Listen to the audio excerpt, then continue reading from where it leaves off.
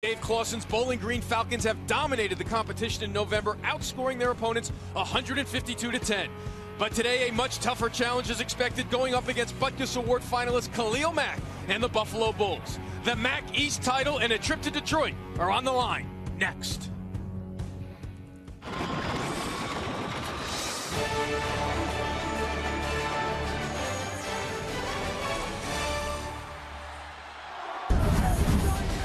With so much at stake, why not move the game down the road to the NFL Stadium, as today the Bowling Green Falcons pay a visit to Orchard Park to take on the Buffalo Bulls. Very simply, the winner wins the MAC East title and moves on to Detroit. No need for complicated scenarios in this one, as the Falcons and the Bulls come in with identical records both overall and in the conference. So the winner gets to advance to the Marathon MAC Championship game and a date with Jordan Lynch in Northern Illinois.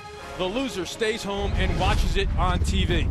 Hello and welcome to Ralph Wilson Stadium in Orchard Park. I'm Eamon McEnany. Happy to be joined by the former longtime NFL tight end Anthony Beck. We will check in down on the field with Brooke Weisbrod momentarily. But Anthony, who says we have to wait till next year to have a playoff? That's what's at stake here today. And how do you describe the opportunity for these two teams, basically a semifinal game? Well, I can remember my senior year. I wanted to mean something at the end of my career. Both of these teams are led by seniors and juniors that can end their career on a high note, get their chance to play in that MAC championship game. Now, the term MACtion usually means to explosive offenses they're putting up 51, 45 points a game, but these two teams are led by defenses, and NFL scouts paying attention to this one and Khalil Mack. Well, when you turn the tape on, if you haven't seen Khalil Mack, you want to watch him today, folks. You might see the best linebacker in college football. He's so versatile. Can he rush with power? He started the season off against Ohio State and drives the tackle back and tackles the athletic quarterback Braxton Miller. You see him here. His ability to use his hands, his vision, make the wrap up and make the big sack. You talk to defensive coordinator Lou Tepper, and he says all his years of coaching, 46 years, he's never coached a more complete linebacker than this young man. And finally, can he cover? He reads and sniffs out this screen pass, and nobody's going to catch him, Eamon.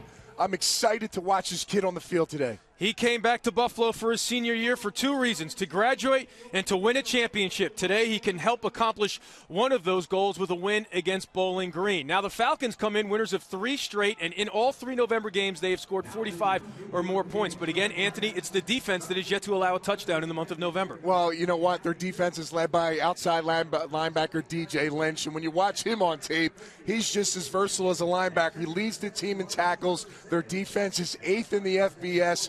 You're going to see a defensive showdown today. Both of these teams getting ready to get their chance to play in this MAC championship game.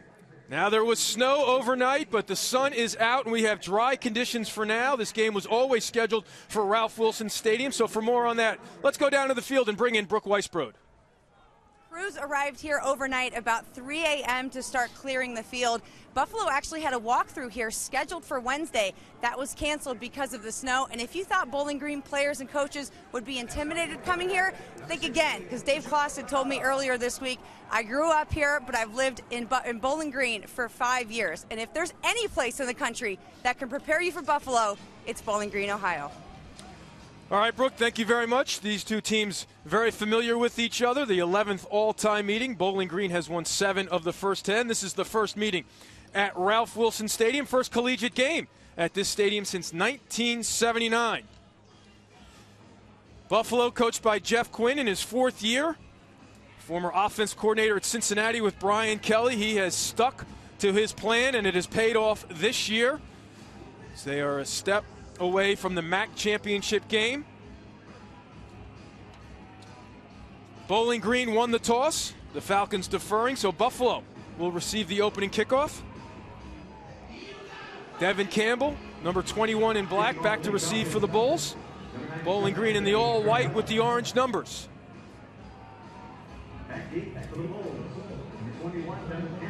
Anthony Farinella will start things off.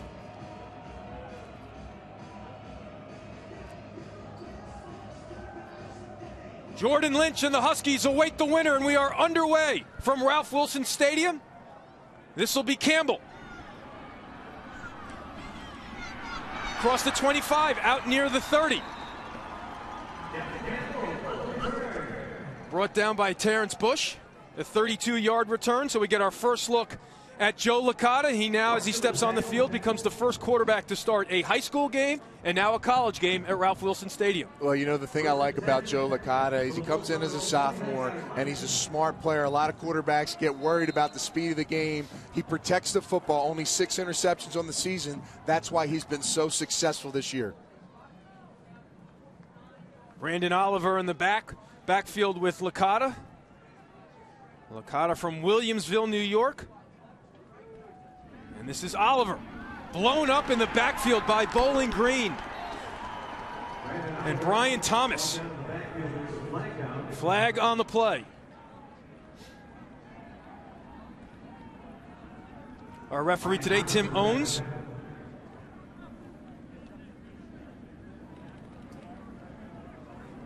Out. Face mask. Defense. 15-yard penalty. Automatic first down.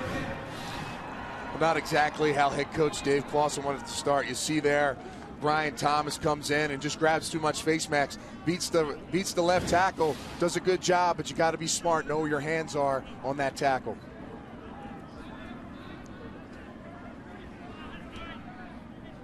So they mark it at the Buffalo 44. And this Bowling Green defense has yet to allow an offensive touchdown in the last 3 games here in November, winning all 3.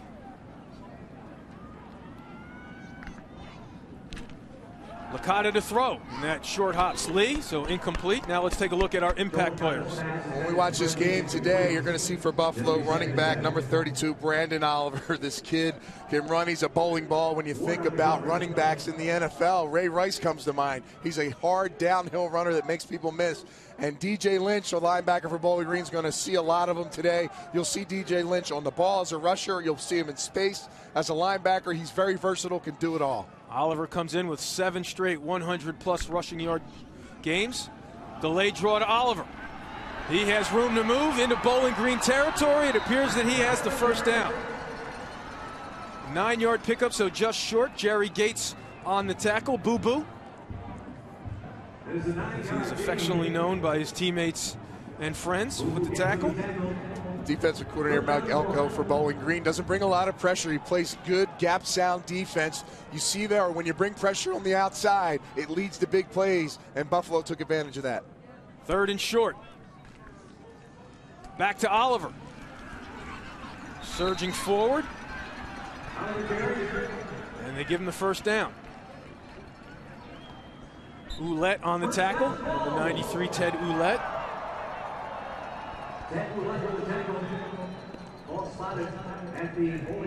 You know, Brandon Oliver, as you watch this young man run, he's a leader. He's got high character.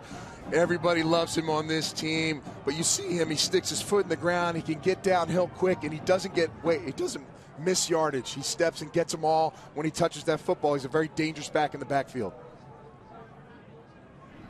1st and 10 from the Bowling Green 46.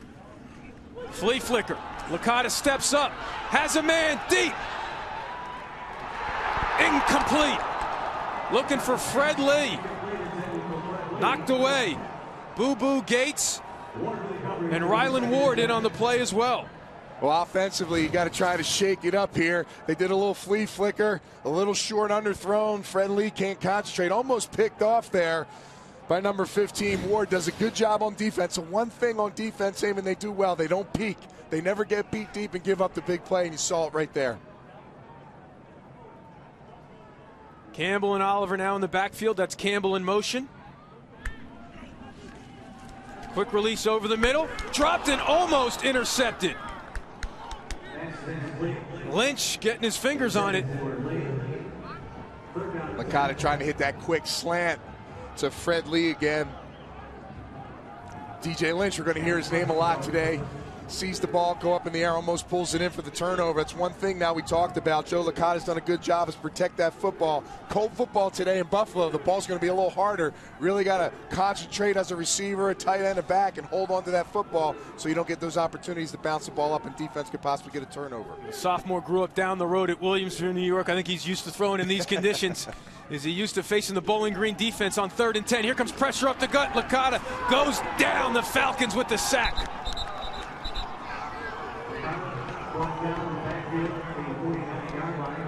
Paul Swan comes up with the loss of 6. Well, 3rd and long, you get the dial up pressure here. They bring everybody. They bring the house. You see number 33 with a great tackle, gets the big sack, and that's the way you want to start. 3rd and long when you're going against a young quarterback. Put the pressure on him.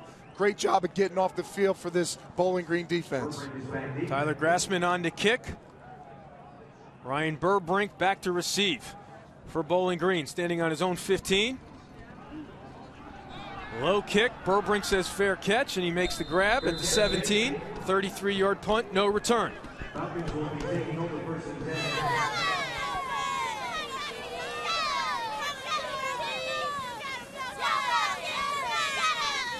There's a look at Matt Johnson, the redshirt sophomore out of Harrisburg, Pennsylvania. Well, they put Matt Johnson in game 1 this season. They never looked back, Damon. This kid now reminds me a lot about like a Jeff Garcia, be able to throw the ball different angles with his arm, and he can move with his feet. You're going to see a lot of read option. You're going to see a lot of motion by receivers, tight ends, and running backs. They try to fool and contain this strong defensive line of Buffalo. Travis Green, the go-to back in the backfield with Johnson out of the gun. This is Green, has an alley into the open field. Across the 35 as we take a look at our impact players. Well, you saw him right there, Travis Green. He's a former wide receiver and was buried in the lineup last year as a scout team player. His ability to get downhill quick, he's got that shifty speed like a wide receiver does, but he's shown durability. And on defense, Khalil Mack, we talked a lot about him. He's going to be on the scene today around the ball all day long. Green picks up 20. Out to the Bowling Green 38.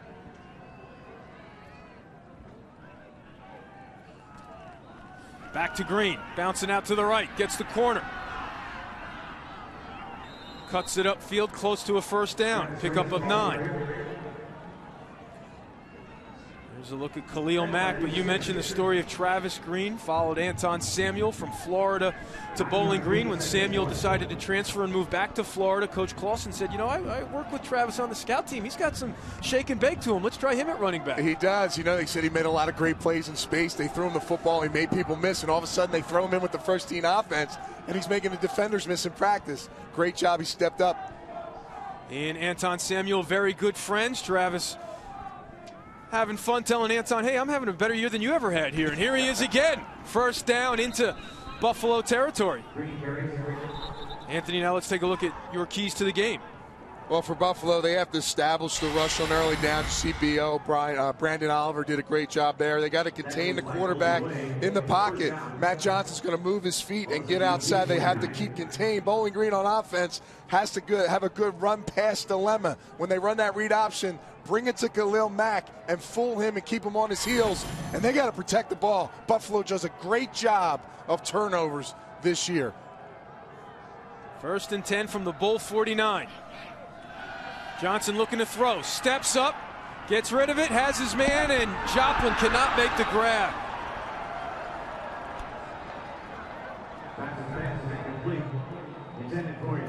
See there, they run some play action. Joplin really comes open. He's been their most consistent receiver, 5th-year senior.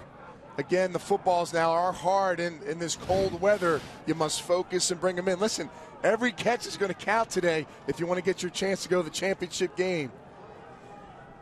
So now they open things up with trips to the left. Green in the backfield.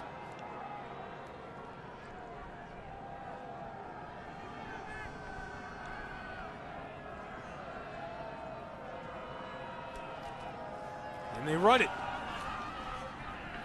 Green gets met at the 45.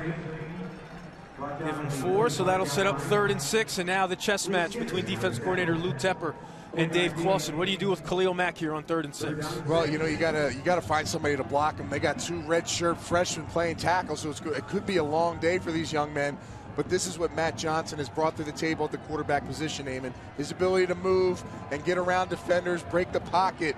They like his ability to do that and to create plays. He's extended a bunch of them. Let's see if he can convert here on 3rd and long. Stack receivers to the left. Heath Jackson, top of your screen to the right. 3rd and 6 from the Buffalo 45, and the Bulls jump. Was Sokoli drawn off is the question. And he was not. So this will move it up 5 yards.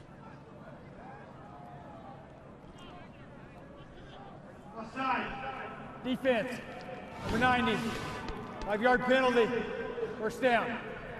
See Sicoli there. He jumps offside. He must be disciplined as a defensive lineman, especially when you're right over the football. Every yard counts, and now you go from 3rd and long to now you get 3rd and short. Huge advantage for Bowling Green. That limits what Lou Tepper can do with Mac on 3rd and short. As you see, the longtime defensive coach and the head coach at Illinois. He literally wrote the book on linebacking, and he has coached 3 Butkus Award winners already in his career. Could it be a 4th? So now they bring in the hammer, William Houston, and they go to the I formation. And there was movement again, so we might just go back to 3rd and 6. Yeah, they're going to bring it right back here on the right side. False start. Offense. Number 92. 5-yard penalty. See on the top of your screen, he just jumps there. You got to stay home. Can't make the big mistakes. Tight ends. My eyes are always on the tight ends, and right there, tight end jumps off sides. You got to be aware of the situation. 3rd and 1. You cannot kill your team. You just get 5 free yards. Now you're back in 3rd and 6 again. Come on, it's just like your family Thanksgiving game. We just had a do-over. That's all. 3rd and 6.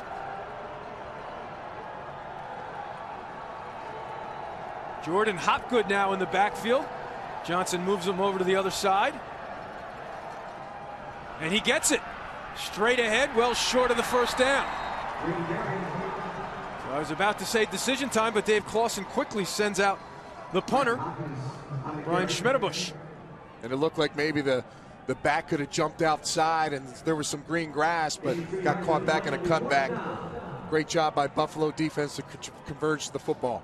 Schmetabush out to kick it away. Campbell standing on the Buffalo 10.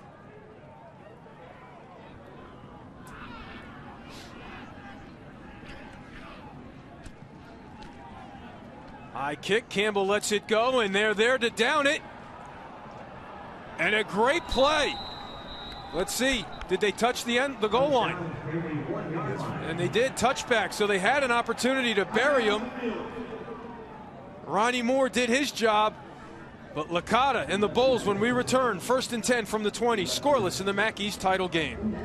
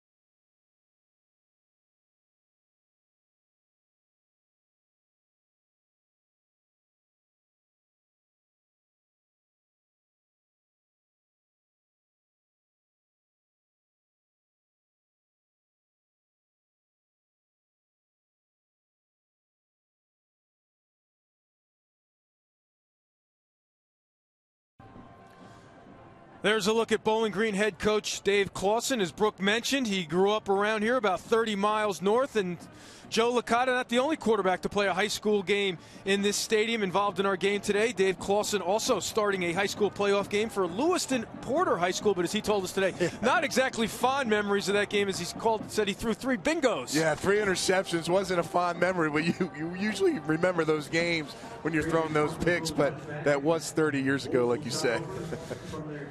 Not his first time back to Buffalo, but his first time coaching here in Ralph Wilson Stadium. So second crack for Licata in the Bulls offense. They go back to the ground game, and Oliver gets out to about the 25, gain of 5. Tackle by Rylan Ward. Buffalo's best offensive lineman got hurt, the 3-year starter left guard Jason Carlson. So they've been maneuvering some guys, and they've done a good job so far of establishing the run early in this game. They bring in the fullback Alex Dennison to the right of Licata. Back to Oliver, straight ahead. Not much doing on that play. We'll give him a yard. Tackle by Jarris Campbell, so now 3rd and manageable for the sophomore. You know, head coach Jeff Quinn, he's a former O-line coach. He loves the big nasties up front. He wants to run the ball today. There's no doubt about it. Cold weather game, that's why he came to Buffalo. They're going to try to get as close as they can to those first downs before they start throwing that ball. He had to adapt to his personnel. He came here, wanted to run the spread like he ran with Brian Kelly at Cincinnati, and realized that his personnel was better for the smash mouth look. Here comes pressure up the middle. Licata avoids one man, gets rid of it over the middle, incomplete. Looking for Fred Lee, but they will have to punt. They bring blitz here. They bring the strong safety from the back. They Ward, and he gets there, and a nice job by Licata sliding his feet. But you see there, they're able to D it up on the back end and cause the drop by Fred Lee. So there's Burbrink standing on the Bowling Green 40.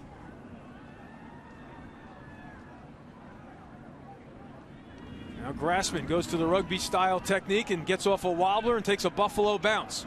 Burbrink does all he can do just to get his hands on it. So good field position for the Falcons on the road. A 37-yard punt. Second look at the Falcon offense when we return to Buffalo.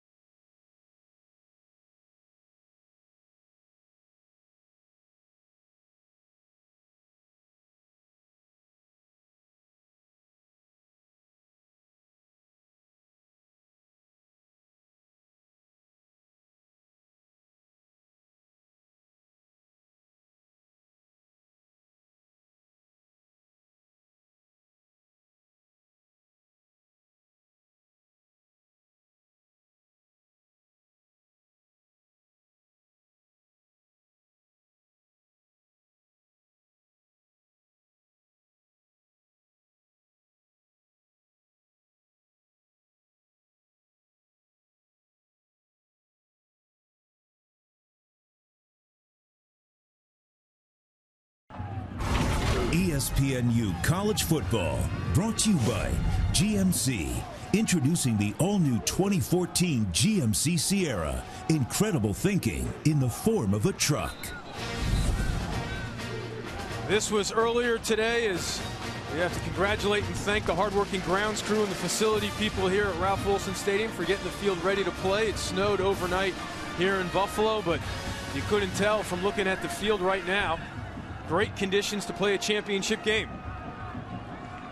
The Falcons take over, 1st and 10 on their 37. We'll go back to the I formation. It's William Houston, the freshman from Dublin, Ohio. Play fake. Johnson out of the pocket. Gets rid of it. Well short, incomplete. And ESPNU has a college football ACC-SEC doubleheader tomorrow. First at 3:30, the Hokies face off against in-state rival, the Cavaliers. Then at 7, the Volunteers head to Kentucky to take on the Wildcats. Virginia Tech, Virginia, followed by Tennessee against Kentucky. ESPNU's college football tomorrow at 3:30 and 7 on ESPNU. Both games also live on Watch ESPN, and that has been a one-sided rivalry lately as the Cavaliers look to turn things around. Here is a draw, a huge hole for Green. Into Bull territory, inside the 40, the 35, down to the 30. A gain of 33 yards for Travis Green.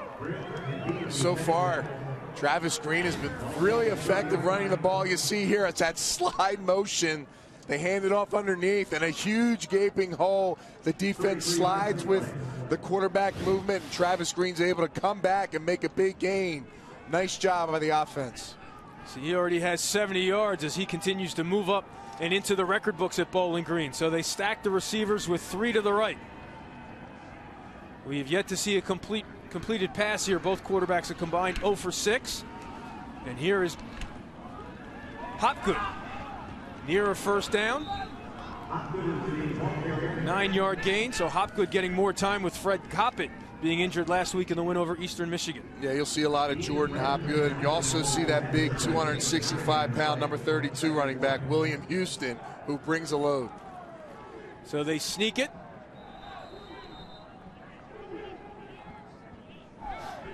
And he is just short. This might be one of those times where you see number 32, William Houston, come in. He's 265 pounds. You see him right now jumping in there. They send in the fullback, Chris Pullman, as well. They're not trying to hide it here. They know he's going to be the guy getting the ball. Defensive lineman got to really hold up here up front. Started at Ohio State, changed his mind rather quickly, and transferred to Bowling Green. He has it now, and he gets met behind the line of scrimmage. Adam Redden, after missing the last 3 games, back on the field and making an impact. A loss of 1.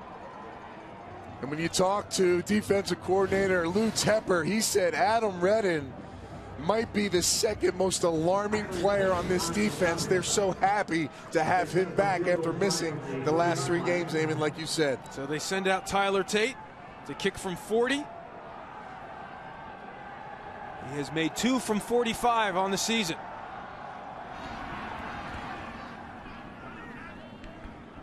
And Bowling Green is on the board. So the Bulls come up with a stop, but the Falcons settle for 3 points. We're back to Buffalo after this.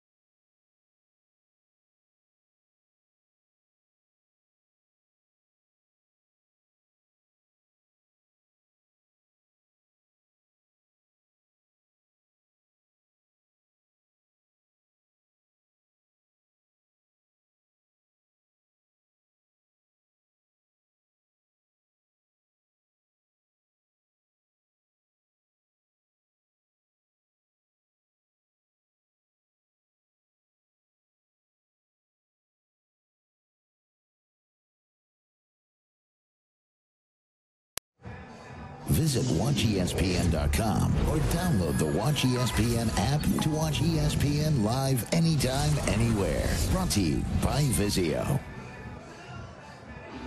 See a great crowd on here at Ralph Wilson Stadium, but the visitors from Bowling Green get on the board first. And this is the MAC East Championship game. The winner goes to Detroit for the Marathon MAC Championship game to take on Northern Illinois. That game on December 6th.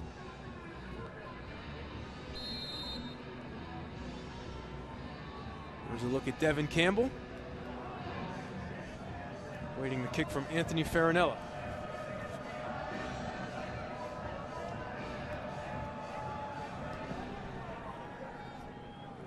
Returnable from Campbell from the 4.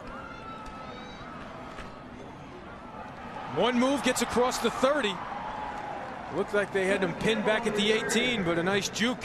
And it's a 29-yard return for Campbell. Anthony, you played in this stadium many times with the Jets. What do you think it must be like for a college kid to walk in? I mean, with all that's on the line is one thing, and then you play it here. Well, you know, this is the goal, right? Every college kid that comes to college and plays football wants to play at the next level. And you come in here, play at Buffalo Bills Stadium. It's really an impressive sight, and these kids, I know they're excited about it. So they start with the pistol here on 1st and 10. Looking to get that offense going. Licata dumps it off to Oliver, and nothing doing. Ball loose. But it looks like the Bulls get it back. Great heads-up play there by Silas, the right tackle. It's just a quick pass to the running back. I don't even know if he had it in his hands to fumble. Again, that ball's hard, Eamon. You gotta squeeze it and bring it into your body quick. A lot of defenders were close to him. Makes it hard to catch that ball. Good heads-up play there by right tackle Jake Silas. So that makes it 2nd and 11 as they ruled it a catch and a fumble. And this is Oliver bursting across the 40. 9-yard gain. Such a tough runner. He just gets that ball, takes it downhill, gets those yards, no wasted movement. He's really been one of these leaders, guy that they can count on. He's done it for multiple years here at school, looking to go out with a championship opportunity. And he can do it against the big boys as well. Last year, 111 yards and a touchdown on 30 carries down in Athens against Georgia, but now on 3rd and 2. He surges forward for the first down. As you mentioned, Coach Quinn, he told us, look, I'm an offensive line guy. I want to run it. He loves the big nasties. He talks about these offensive linemen. They're led by their center, Trevor Sales. Their toughest offensive player. And that's really where he turned this program around. He said, in the weight room, starting with the offensive line, he said, I wanted my big guys to be the guys that bought in the most. Yeah, he said that was the big change in this team, getting everybody strong up front so they can compete. Here comes pressure from Bowling Green. The draw, right into it. As Oliver stopped short of the 45 by Ronnie Goldberg. 2-yard gain. Again, they bring pressure. You know, defensive coordinator Mike Elko, he likes to pack the box on 1st and 2nd down. He has a lot of trust in his defensive backs, Eamon. Of those 4 starters in the DBs in the back end, 136 total starts. So he trusts these guys to make the right decisions, and that's why he brings those backers. So now on 2nd and 8, they send out 3 wide receivers to the left, 1 to the right. Licata looking that way for Lee, and he has him. Looks like they're spotting him short of a first down. Cameron trusts in coverage, but Fred Lee makes the grab. Just short of a first down in Bowling Green territory. It'll be 3rd down and 1. That's a stick route, trying to get the receiver at the sticks. Now he got 3rd and short here. Again, when you got a reliable back like Brandon Oliver, who understands and sees the holes, has great vision, you can get downhill quick and get you this yard. Trips to the left. Out of the pistol. Oliver met behind the line of scrimmage, nothing doing. The Falcons all over it. Ted Ouellette blowing that play up. Well, head coach Jeff Quinn talked about he wants to be a north-south team. They decided to go east and west on this play. Why go outside when you got third and short? Get downhill. That's what Brandon Oliver's good at. Great job by the defense of getting surged up the field and making a big play and causing this punt. So the loss of 5 sends out the punter, and Dave Clausen takes a timeout. Not much wind, so you wonder if he wanted to, maybe just obviously wanted to make sure everyone was on the field. Dave Clausen, I'll tell you, he's really built this program. It's funny, we talked to both head coaches, and they both mentioned the path that NIU, Northern Illinois, has taken of building their program up. So they're both on the right track. They've been able to turn it around. They talked about having these seniors that are here now in the back of the rooms as freshmen, learning, understanding what it's going to take to buy into Buffalo and Bowling Green football. And wouldn't you say it's led to these two teams in the last game of the season? Both stuck to the plan, both given time to stick to the plan. So now Bowling Green has everything straightened out for this punt return with Burbrink standing on the 20. Another low wobbler. Burbrink has to let it go. And it takes a Buffalo roll all the way down to the 1. So Burbrink decides to let it go, and that turns out to be a bad decision. A 52-yard punt, no return. Let's check in with Dari Noka in the studio. Eamon, thank you. Big day of MAC football, of course, on this Friday. Miami University and Ball State in Muncie. Keith winning, what a season he's had, to Jamel Smith for the touchdown.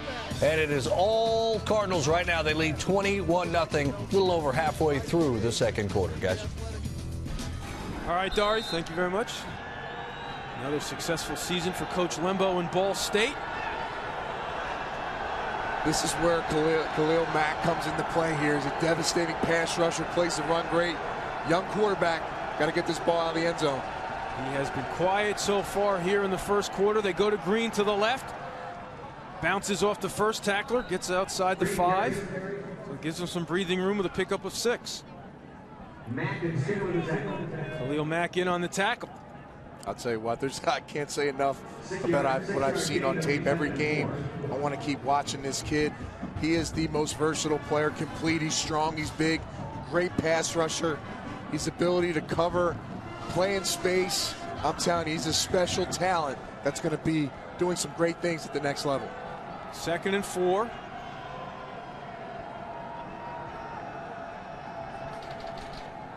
They go back to Green. He goes to the right, strung out. And there's Mack again in on the play.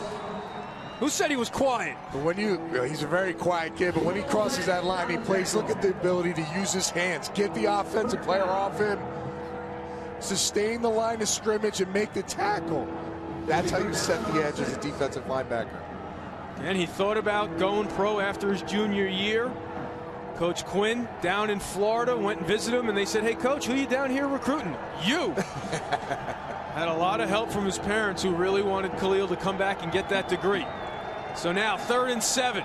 Bulls looking to flip the field. Falcons looking for a timeout. Well, that'll do it for the quarter. Excuse me. So the Falcons more than willing to let the quarter run out. And we'll march all the way down to the other end of the field. A defensive struggle as expected, but it's the Falcons with points on the board. Travis Green and Bowling Green with a 3-0 lead.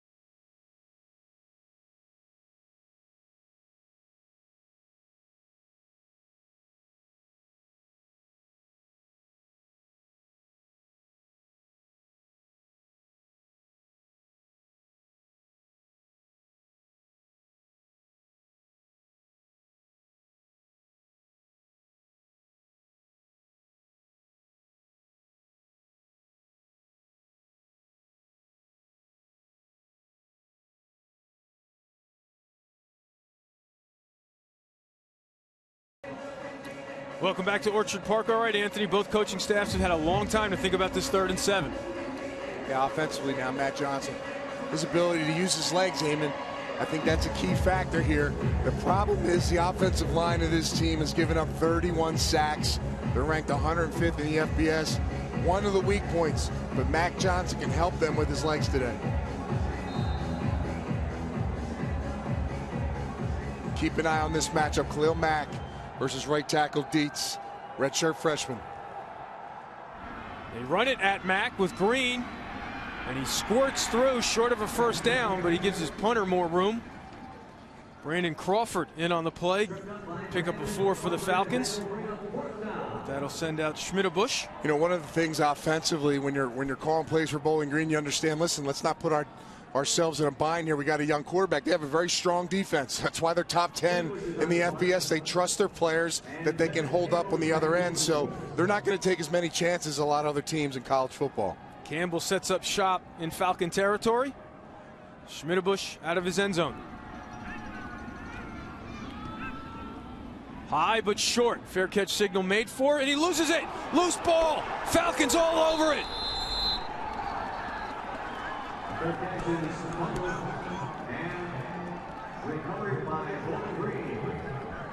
Well, it's going to come down to turnovers. Who's going to make the big mistake? And you see here Devin Campbell, who's a trusty receiver. Folks, the ball is hard in this weather today. Greg Hohenstein, the long snapper, gets the recovery. And for a team in Buffalo who creates a lot of turnovers, now you look on the flip side, they're the first ones to make the mistake today. So a huge break for the Falcons. That sends Johnson and the offense right back out there. Buffalo's only have 4 fumbles as a team on the season, so they really know how to hold on to that football. So they go to the diamond look.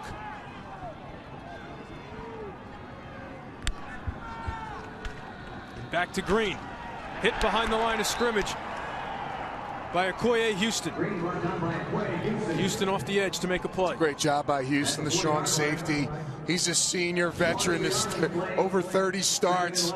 Right off the edge, they don't block him because they trust the running back can use his speed to get outside, but he's way too fast, takes a great angle, and makes a huge tackle.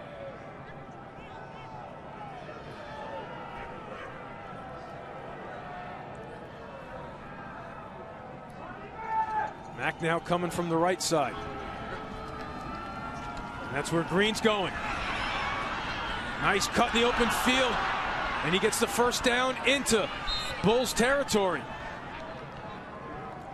So they're running right at Khalil Mack. I'll tell you, well, sometimes that's the best thing to do. Take it to your best player. You got guys blocking that way, and he does a great job of bouncing outside. No contain on that play. Brim, he breaks the tackle against Brim. He's able to get outside. Really a nice shifty back. I'm really impressed by Travis Green right now.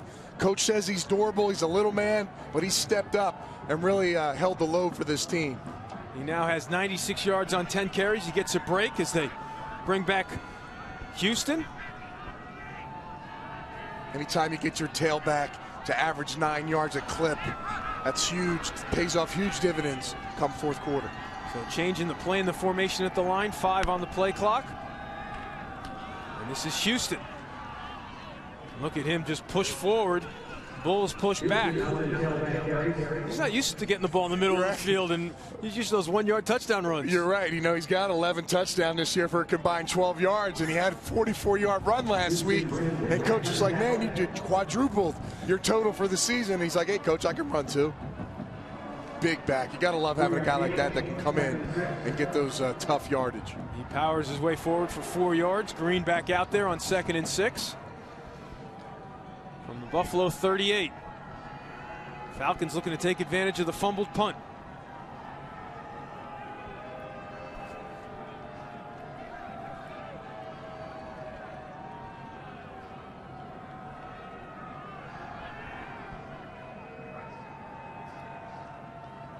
This is Green to the right. Keeps going outside. Hit by Brim, and this time Brim brings him down. I'll tell you what, you got to match up one-on-one. Tight end Alex Baer, number 82, going against Khalil Hill. You don't normally see tight ends being able to block Khalil Mack, but he does a good job up there and they're able to bounce the ball outside, sets them up for a 3rd and 4 opportunity here.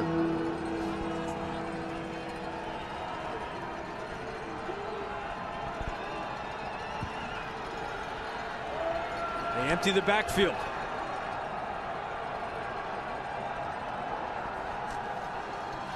They run away from Mack. Looks like he's short of the first down. Tamaris Bell with the tackle, 2-yard pickup, so 4th and 2 here for Dave Clawson. What do? You know, you have a big back in Houston. You know, to me, they've been playing it smart the entire season. But if you want to go win a championship, if you want to take it to the next level and get that chance, you're going to have to go for this. And he sent Green out there instead of the hammer Houston.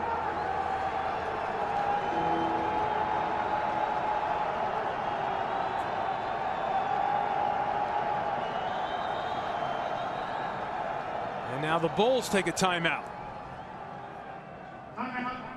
Buffalo, they're first. I'm out on the field.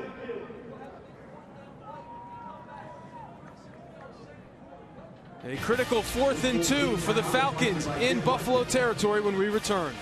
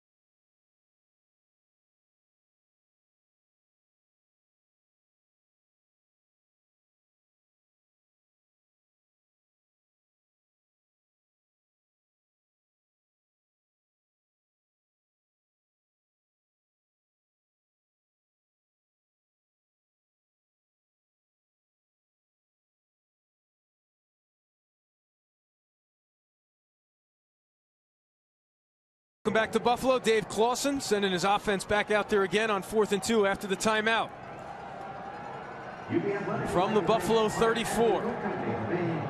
Keep an eye on number 17, Ryan Burbrink. He's a Wesley Welker type guy. Wes Welker, he runs those short slot routes. Good option route runner.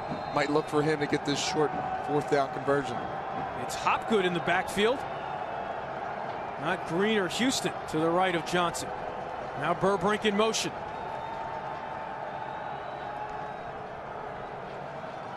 And he's looking that way. Good coverage, knocked away, no flags. Courtney Lester, the veteran, comes up with a big play on 4th down.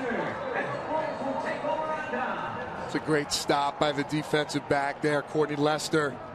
3-year starter, used to be a wide receiver, but he kept his eyes. He saw the receiver break inside, and he makes a nice play on the football. I'll tell you, you got a lot of veteran players on both sides of the ball, on both of these defenses. It's going to be exciting to see this game finish. So the fumbled punt by Campbell cost Licata and the Bulls field position and an opportunity, but no points as they get it back on their own 34. Oliver back out there with Dennison in the backfield as well. Twins to the right. Offense looking to get going for the Bulls. Play fake, Licata steps up, out of the pocket, and throws it away.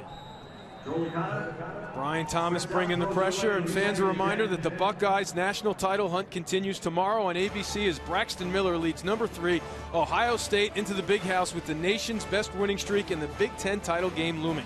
While Devin Gardner and the Wolverines look to make a statement win against their arch rivals. College football presented by Kay Jewelers, part of the rivalry series presented by GoPro. Ohio State against Michigan tomorrow at noon Eastern, 9 a.m. Pacific on ABC. And how about the AD at Michigan, forced to come out and say Brady Hoke's our guy as they this season spirals away from the Wolverines.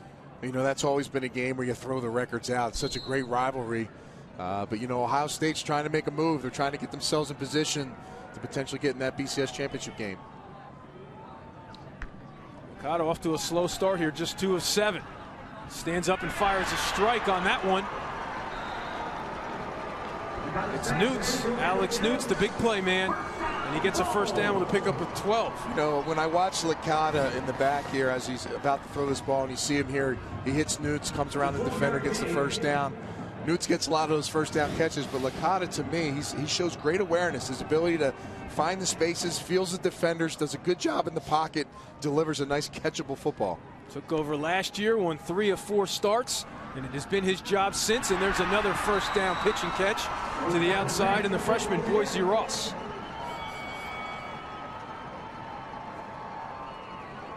Licata's starting to find his groove, and that's how quarterbacks really succeed. You got to get a couple balls, a couple completions, get yourself in a nice stride, get yourself a nice drive together. Now they'll mix in this run. You'll see maybe Brandon Oliver now come back and try to break down this defense a little bit, get them on their heels. Trips to the left now from the Falcon 43. Throwing again. Steps up in the pocket, over the middle, caught by Lee. Now Buffalo looks to pick up the tempo. 5-yard gain. Bowling Green really strives in the pass defense. They've only given up 156 yards a game. They're first in the country against the pass. Twins to both sides. Oliver in the backfield with Licata.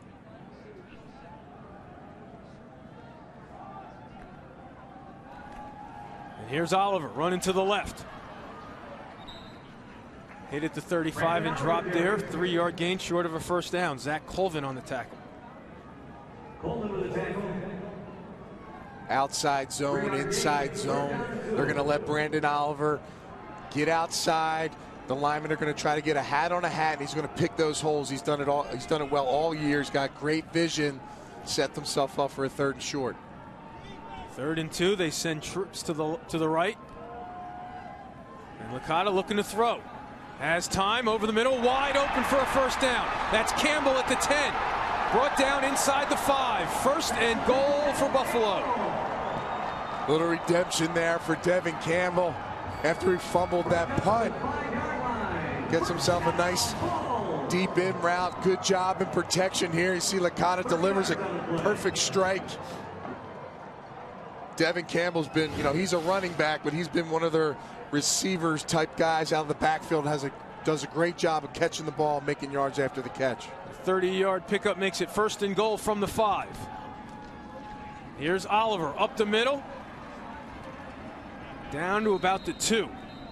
So that'll bring up 2nd and goal. As you get closer to the end zone, and that's where the defense really gets picked up. Bowling Green 1st in the country in red zone defense. And like you said, they haven't let up a touchdown in going on 3 games now.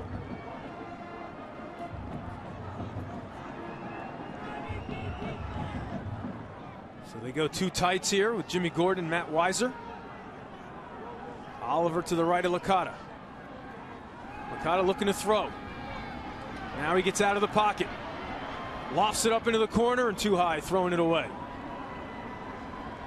Brian Thomas again bringing pressure. Good coverage by Bowling Green. Smart play by Licata. Stands in the pocket, gets outside. It's not there. Throw the ball away. The last time when they had short yardage, they ran Oliver to the outside, and you were a little surprised. What are you looking for here on 3rd and goal? Well, you know, it's different now because they got to try to get a touchdown, so they are a few yards away. To me, it's going to be a tough run if you try to run the football. I think here you can maybe do a little play action, hit one of these tight ends, get behind the defense here. They give it to Oliver, looking to bounce it to the outside. He gets the corner. He gets 6.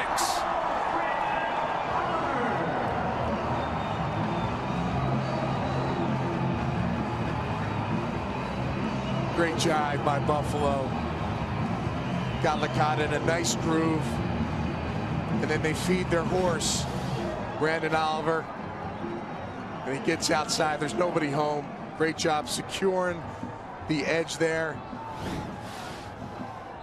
Here you see 66 yards in 9 plays. 15th touchdown of the season for Oliver. 33rd of his career, and the Bulls take the lead. That kick is right down Chippewa Street.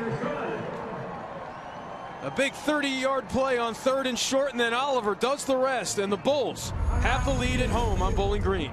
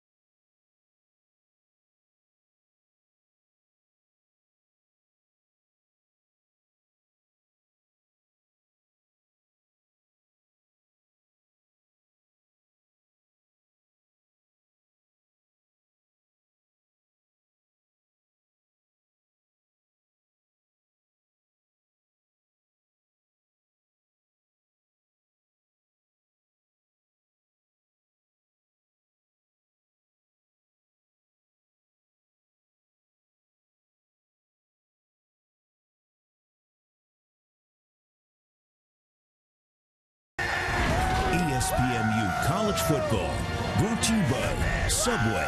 Go bold with the new Subway Sriracha Chicken Melt today. And Joseph A. Bank.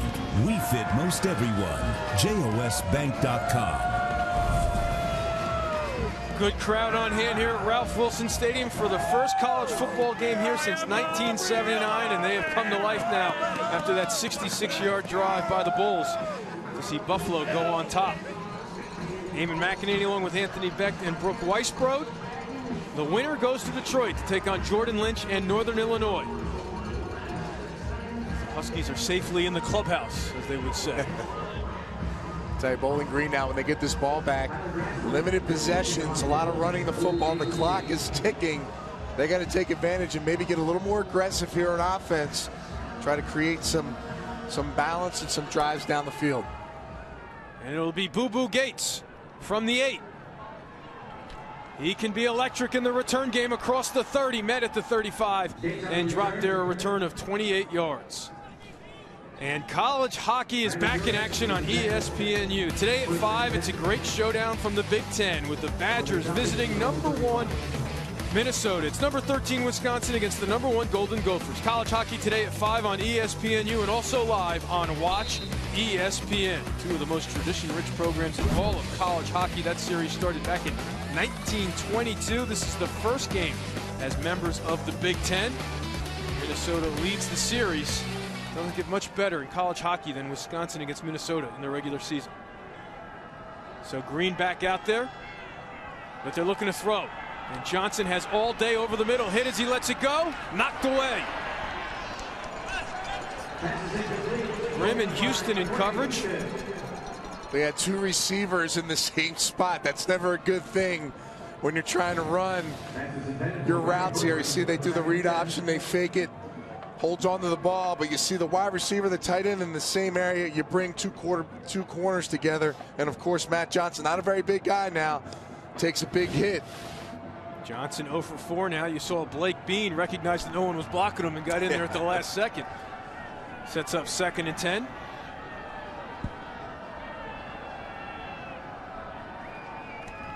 Still looking for his first completion here. Fires a dart over the middle to Jackson. And that's good for a Bowling Green first down. Pickup of 11. Grimm with the tackle. You know, they've had some injuries at the wide receiver position. Their best returning receiver, Chris Gallen, who's out with an ACL. And, of course, bringing back Keith Jackson. He's missed a few games. It's good to have him back to get this core going. So Bear and Beck in the backfield now with the diamond look from Green.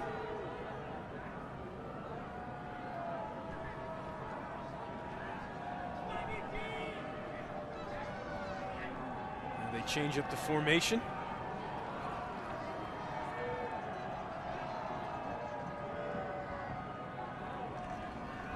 And they give it to Green up the middle. And he's driven back by the Bulls. Lee Skinner in on the play. Bo Bachtel as well, no gain. Saw some jet motion. They're trying to get some of these linebackers moving, thinking about possibly them getting the ball outside and then handing it back inside. Nothing there for Bowling Green. So Lou Tepper there, as we've mentioned, has already coached 3 Butkus Award winners. He thinks he has a 4th. Alfred Williams, Dana Howard, and Kevin Hardy at Illinois. Williams at Colorado. Here comes pressure. They're looking for the screen. They get it to Green. But he is bottled up. Good discipline by the Bulls. No gain. Yeah, Bachtel, he sniffs it right out, does a great job. Pulls back, gets right on that screen and makes a great tackle. And now 3rd and long. This is a dangerous place for this Bowling Green offense. We talked about earlier. Forced fumbles, 25 turnovers, Buffalo's defense. And this has been a dangerous place for offenses against Buffalo. You say forced fumbles and Khalil Mack on the same field. He has done it more times than anybody in the history of FBS college football. They run away from him on the rollout. Pressure anyway, he gets rid of it. Incomplete. So the Falcons will be forced to punt with 4:46 left to play in the half, looking for Burbrink. You know, Matt Johnson's been an effective thrower out of the pocket, but to me, he's probably a little better on the right side. When you got to go left for a right-handed quarterback, tough to get that shoulders around and throw that ball square. Is that the impact Khalil Mack puts on your strategy? Well, it does. You know, you got to find a way to block him. If you can't block him, you run away from him. And there, you know, that definitely puts him in a bind.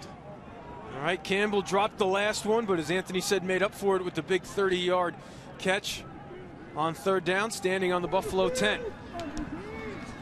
Good high kick by Schmittebusch. They let it go, and it just dies for the Falcons. And this time they do not step on the goal line. So good coverage by Gates and Bowling Green. So Buffalo gets it back. That's the good news. The bad news, they're on their own 1 when we return.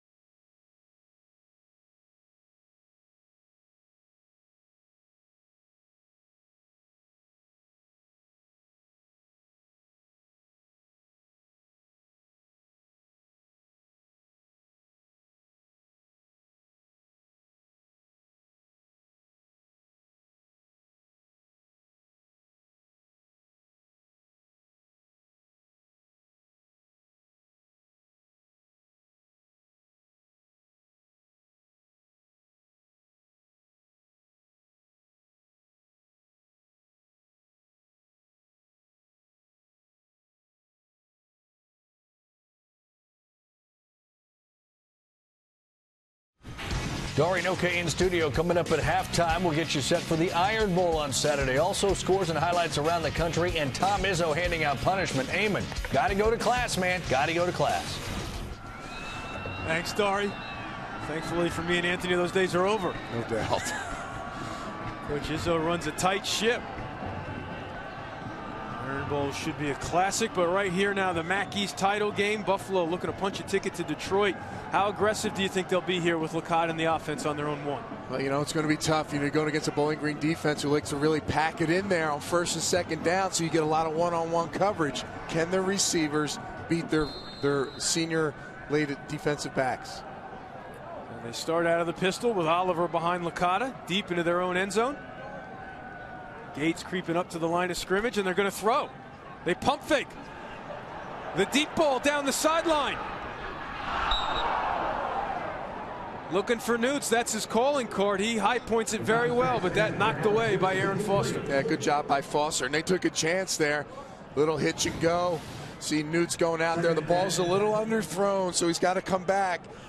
But Newts is 6'3", so he can go up. He's a very good high point catcher, but there Foster does an excellent job of knocking the ball out of his hands. So Alex Wood going for the big play on 1st and 10 from the 1. Now they shift Oliver over to the right, and they run it. He gets out of the end zone, but not much after that as Gates makes the tackle. So it'll be 3rd and long. 3rd and 9 to be exact. Talked about all these DBs for this team. I mean, this is a very talented all-around defense. Every one of these guys has experience. They understand the plan, and they're coached very well.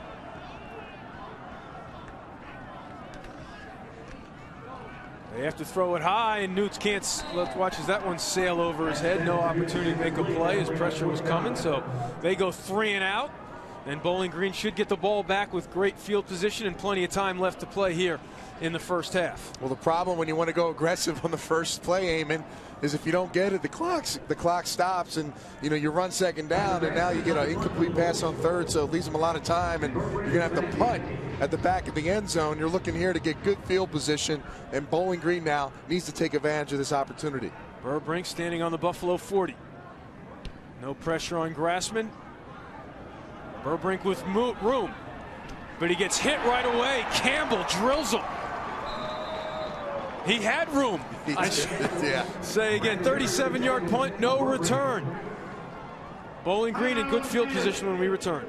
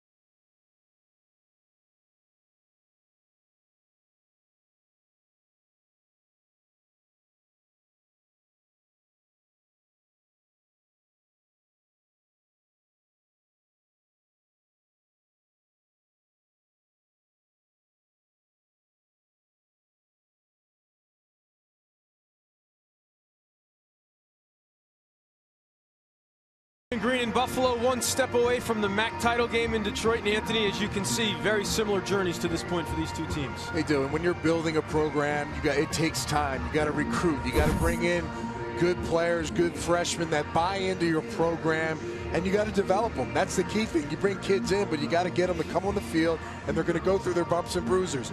These freshmen that are now seniors went through those times playing against those tough losses that they took, and now they're both in a position to make the next step. Most importantly, you have to have patient athletic directors and presidents. There's no question about it, and they're all on board. No quick fixes. Both coaches sticking to the plans. Now Travis Green. Run down from behind by Houston. They're gonna have to start peeling back and blocking Houston. He's showing his speed now. 2 backside tackles, really an important element. Usually those backside guys can't get to the running backs, but they're pushing down so fast, and he's coming off a great angle.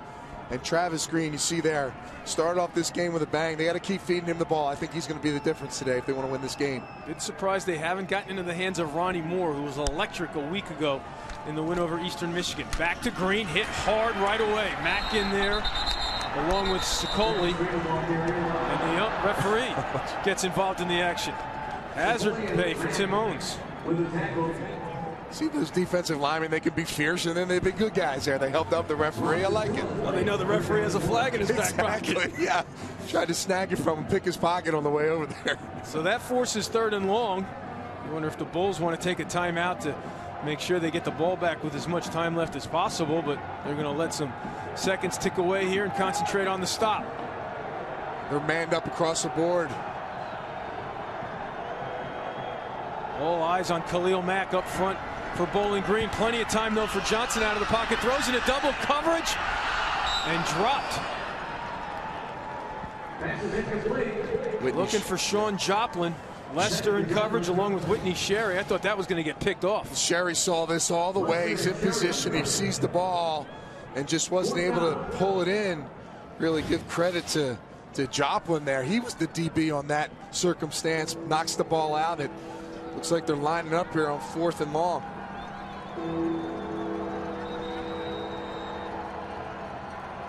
Not sure I know why they're going to go for it here. You can pin them back. Buffalo's going to talk about it. 30-second timeout.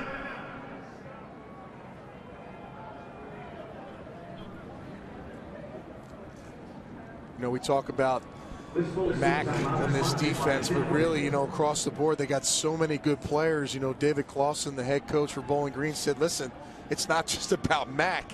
You know, Najee Johnson, the number 22, the cornerback. You see Houston showing up. You know, a lot of good players on this defense, and with the return of Adam Redden, who defensive coordinator Lou Tepper says is, you know, the 2nd most alarming defensive player on this team, they have valuable weapons outside of just Khalil Mack. All right, so while we have a break in the action, I just want to clarify our referee is Ron Snodgrass. Tim Owens is the umpire.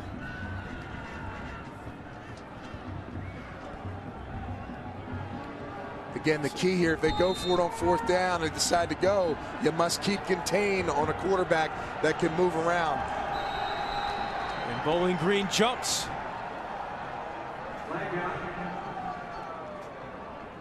Ball start.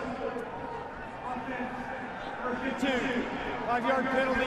You mentioned the youth up front. That's one of your experienced guys. You know what? If there's one guy I would have picked off that said he probably wouldn't jump on this play is Dominic Fluell, and he's starting his 45th consecutive game. Something you wouldn't expect out of a veteran leader like that.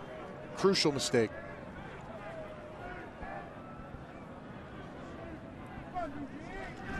Schmitterbush. High kick. Campbell lets it go again. And this time it takes a Buffalo bounce as it was nowhere near Campbell. So the Bulls will take over at their own 18. 26-yard punt. Bulls got 2 minutes here in 10 seconds. They can really, you know, run their plays. They get first downs. The clock stops. They do have 1 timeout, so plenty of time here for Buffalo to put a drive together. Run pass. They came out last series, or the prior series before last, and Licata did a great job of passing the ball and getting big chunks. So distribute the ball well here, see if he can put a drive together. Oliver in the backfield with Licata, twins to both sides. Quick release and low, looking for Fred Lee. Well, the problem, though, when you come out passing is if you don't complete the balls, the clock's going to stop, and Bowling Green can get the ball right back. So got to make sure you get those completions, get some of that time to tick off, and try to get first downs. To your point, the Falcons with 2 timeouts to take here. So Licata has gone cold after that touchdown drive, missing on his last 4. Trips to the right.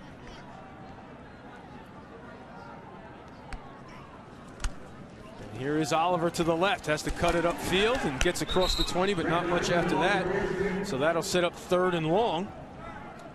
And I'm a little surprised the Falcons aren't taking a timeout here to stop the clock if they get the ball back on the stop on 3rd down. It was a great play there. But number 93, Ouellette, really starts inside with these 2 defensive tackles. Right now they got a chance here to stop him on 3rd down, get this football back. Showing pressure up the middle with Swan. Licata over the middle, drops Newts.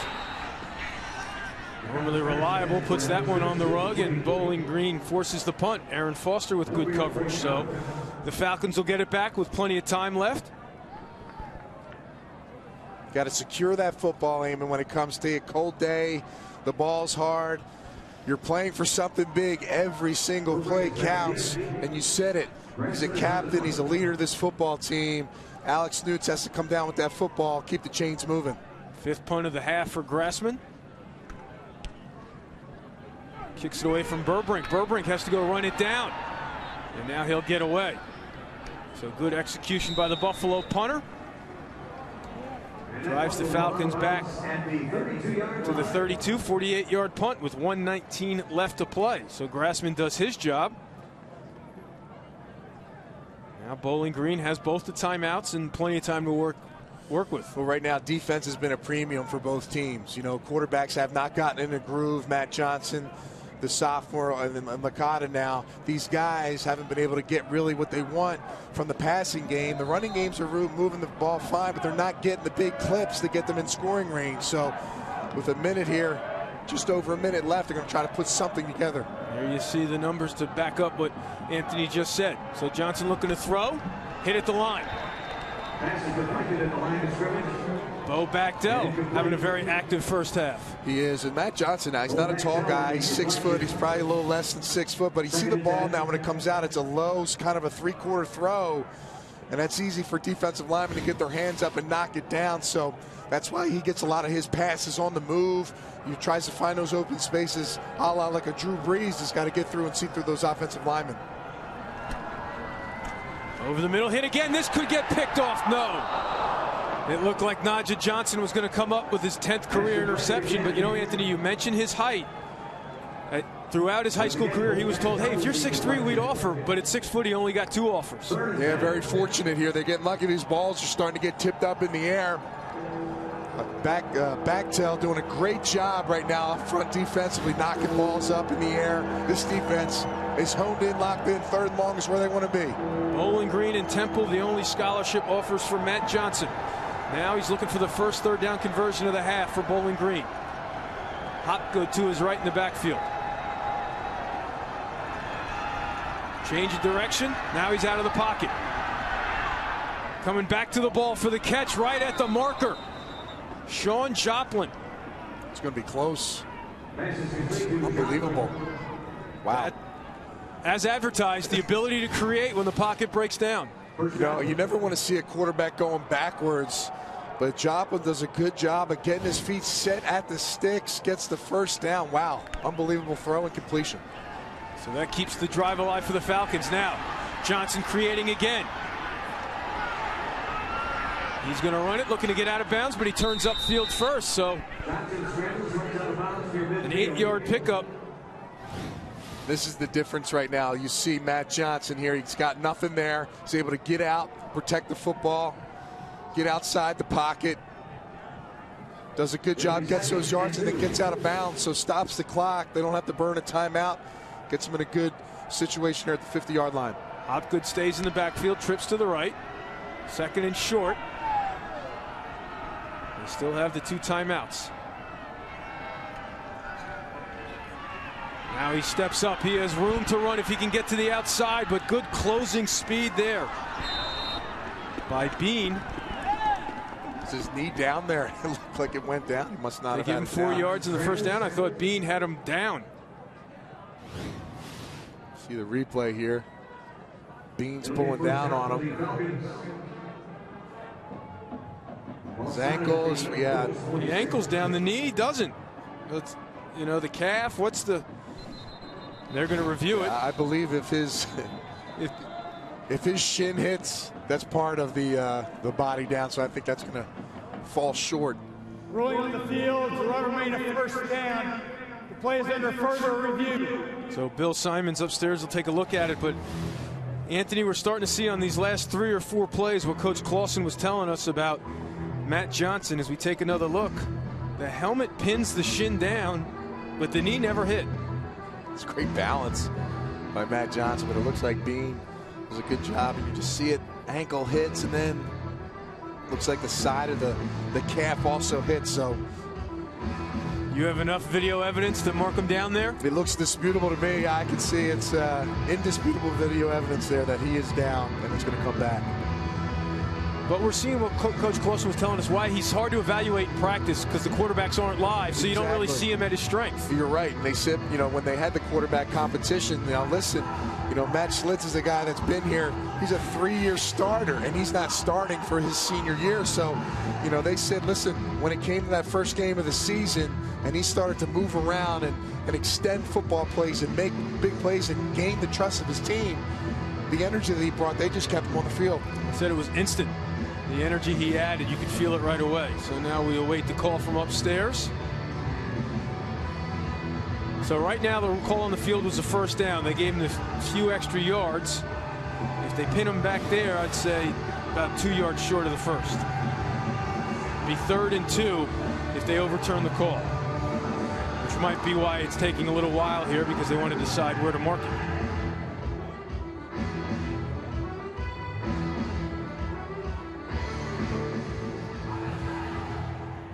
After review, the ruling on the field stands. First down, Bowling Green. So I guess they figured not enough visual evidence to overturn. So Bowling Green will take it. They'll get set. And it's 1st and 10.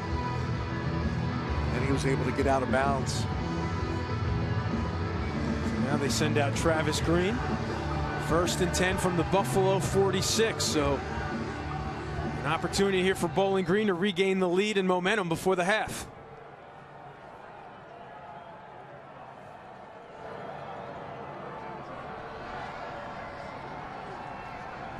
Now this is Green looking to turn the corner to the left. He gets by Mack. The whole Buffalo bench looking for a hold call, and they might have sold him on it. 13-yard pickup, but there is a flag on the field. Yeah, not too many times you see Khalil Mack get pinned in there, not able to get outside. Holding. Offense. Number 67. 10-yard penalty. Repeat first down. Jacob Bennett, he's a redshirt freshman. You see him kick back there.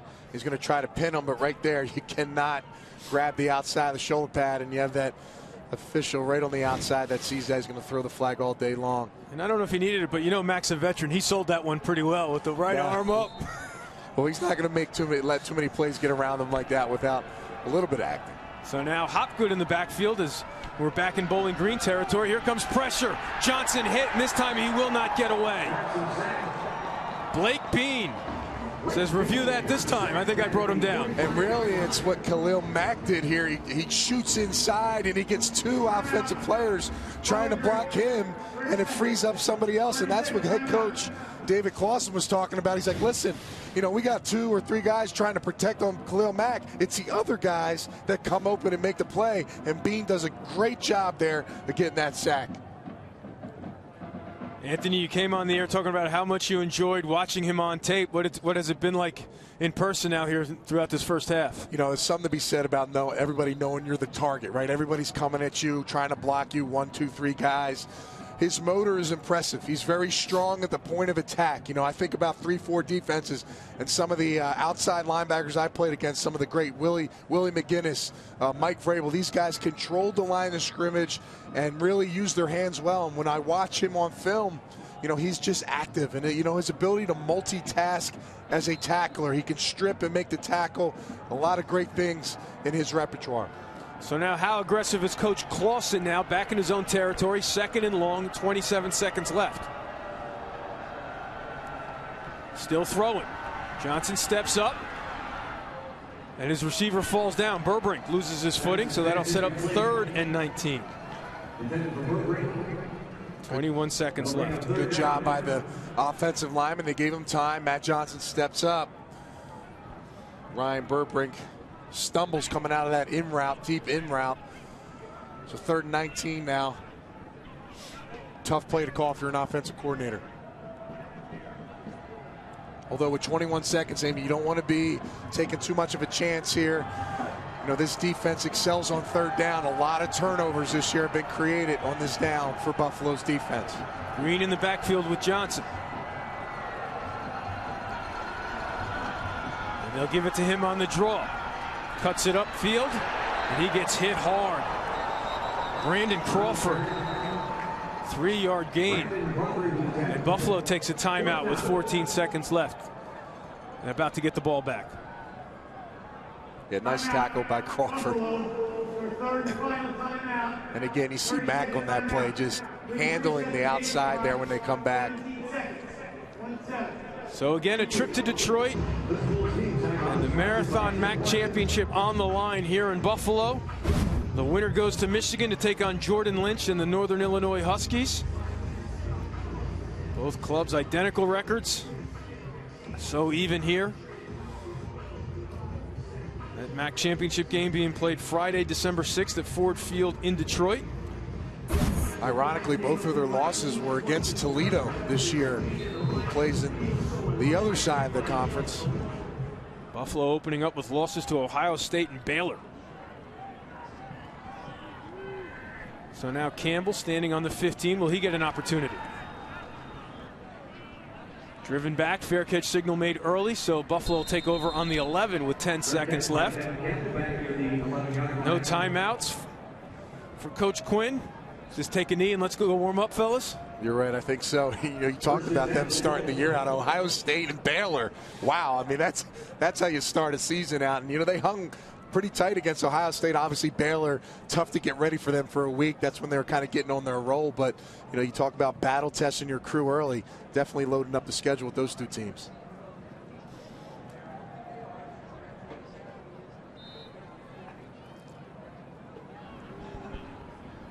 So Licata takes a knee, and that'll do it for the first half. So cold temperatures, and the offense is pretty cold as well. Hey, defense is carrying the play. Defenses win championships. It's the old adage, can you run the football and play good defense? That's what it's been so far in this first half. Licata engineering that 66-yard drive. The big play to Campbell on 3rd and short for 30 yards. Made it 1st and goal from the 5. Oliver did the rest, and that's the difference right now. As the Bulls go into their home away from home locker room up by 4.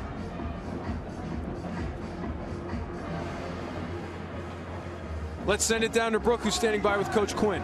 Thank you. Well, Coach, your last game against Miami, you had 28 points at this point. Where does the momentum start for you in the second half? Well, it always starts within ourselves, and I thought in the first half we just missed some key opportunities. Certainly our defense has kept us in this ball game. We came up big with a touchdown, but we got to come out and make good on the opportunities that we're blessed with out there, and that's our receivers catching the ball. Your defense holding Bowling Green to 3 points, but Travis Green with 98 rushing yards here in the first half. How do you neutralize the run game? You know, it's all about tackling. It's all about fundamentals and contain, and that's where he was able to get, some seams out there. He's a very dangerous runner, so we got to do a better job containing, be more sound fundamental in our tackling, and continue pursuing the ball. And that's what these guys will continue doing for us tonight. Coach, thank you. Coach Quinn, 30 minutes of football away from bringing this program back to Detroit. That's the end of the first half. Let's get you to the studio for the Sports Center U halftime report with Dari Noka and Jason Sehorn. All right, Eamon, thank you very much. So a 7-3 lead for the home team there. Dari Noka, Jason Sehorn with you. First college game played at the home of the Buffalo Bills since 1979. I go a couple years past that. We've really been watching the same sort of offensive firepower as Jim Kelly and Dan Marino. Oh, absolutely. Right? Very, very similar. Air game, air raid. 9 of 28 are these two quarterbacks, okay? I'm saying at halftime the adjustment to be made is run the football. Right now, Bowling Green's got a running back. Travis Green's got 100 yards rushing. Feed Travis Green the ball if you want to win this football game, because throwing it is not going to get it done in those conditions. That's difficult, right? And it is not Marino and Kelly. No, it is not Marino and Kelly by any stretch. All right, there is football aplenty on this Thanksgiving Friday. Arkansas and LSU underway. Zach Mettenberger, Senior Day for the Tiger. That comes quick, doesn't it? Doesn't it, though? You better believe it. Terrence McGee, 29 yards. And Arkansas gives up the first touchdown here. This about as quick as that score. They've lost 8 straight games. If they lose, will have no conference wins in a season for the first time since 1942. But it's all right because Corliss Marshall going to take the kickoff back. I saw something go flying there. Yeah. Is that coming back? That's coming back. Yeah, it's the way it's been going for Arkansas. Arkansas. A flash of yellow, and it wasn't a canary. Nope. I don't know how big those are in Baton Rouge. Dante Carr there with the hold. But that's okay, because Kiero Small. If you're Arkansas, play to your strength. Run. Something Bowling Green and Buffalo need to do. Run the football. Run the ball. Look at the Razorbacks. 7-7 game. Iowa and Nebraska, they call it Farmageddon. It's in Lincoln. Most would suspect there's pressure on Bo Pelini. Do not lose to Iowa today. Ron Kellogg, the third, picked off by James Morris. Second interception of the quarter for Kellogg. Then Hawkeye drive, 3rd and goal. Jake Rudock, 10 yards to C.J. Fedorowicz. Bo Pelini at halftime not pleased with Quint Kesnick. Coach, what was your reaction to the 2 early interceptions? Well, what do you think? What kind of question is that? How did Ron respond on that last drive? He was fine. He'll be all right. He's a strong kid. Yeah, when the seat's warm, you want to make friends with the media. Not the time to be antagonistic. Go ahead, just answer the question. Answer the question. Rudock to Fedorowicz, pass interference on the Huskers. He says, I lost my hat. No, he said it was uncatchable. Now still got the hat. Gonna have to fix the strap in the back, though. He's got a temper. It's an unhappy man. Yeah, he got unsportsmanlike, too. You don't see that all the time, though. Officials have had enough. And then Rudock to Cavante Martin Manley, 24-10. Then moments ago, 4th and 3. Kellogg to Quincy Enunwa, but then Iowa just scored again. How about it? It's a barn burner. You cannot lose this game to Iowa at home. You cannot. And they are. But they might, yeah. How about Neil Burcham getting his first career start for SMU as he takes on Houston? They need a win to become bowl eligible. Neil Burcham, well, picked off by Adrian McDonald. You run this pass-happy offense, this is not the time to get your first start the last game of the season. Well, no, then he got sacked and fumbled. SMU did recover, but had to punt. And then Burcham. Stays with the play, though. Yeah? Oh, unfortunately. Yeah, that safety just kind of came out of nowhere, didn't he? Zach McMillan there. Who put him there? Wow, trouble with the snap. Yeah, Burcham can't handle the snap. Eric Island takes it down to the 1. No, he was that close to a touchdown. Houston did end up scoring. And now we're going to go Ryan Jackson for the Cougars. Little offense. Is it Reliant Stadium, right? Yes. All right. Yeah. I wonder if the Texans are watching. Right. That's what we said earlier, right? The Houston team's going to win at Reliant. How about that? Irony. Iron Bowl, we get you set for it. It's a huge winner gets the SEC West. Winner thinking BCS championship game, perhaps? Ooh, just looks cold. Yeah, doesn't it, though? Brandon Oliver heads towards the snow in the corner. 7-zip. UB. He was running to the sun.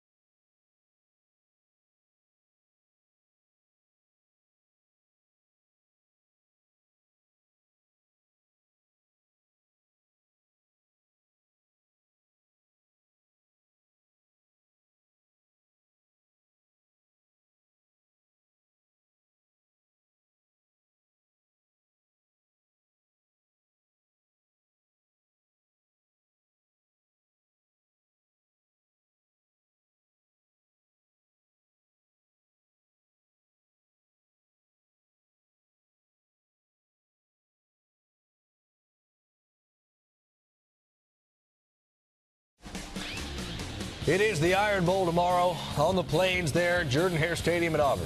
Take a look at the rankings here. Auburn can score. They love to run the football, but Alabama very good against the run. There are several battles individually in this game that will be interesting. The battles to watch, rushing and yards per rush. Those two at the bottom, 2 and 4, 4 and 7, that's where this game will be won or lost. How about a little all-access with Auburn presented by Wells Fargo?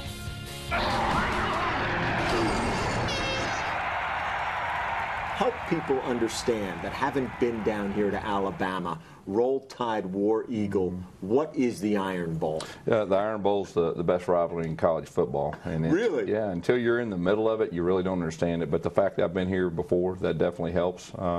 You know, the fans talk about it 365 days a year. All right, let's get ready. Let's get ready. Hey, get ready. Let's go.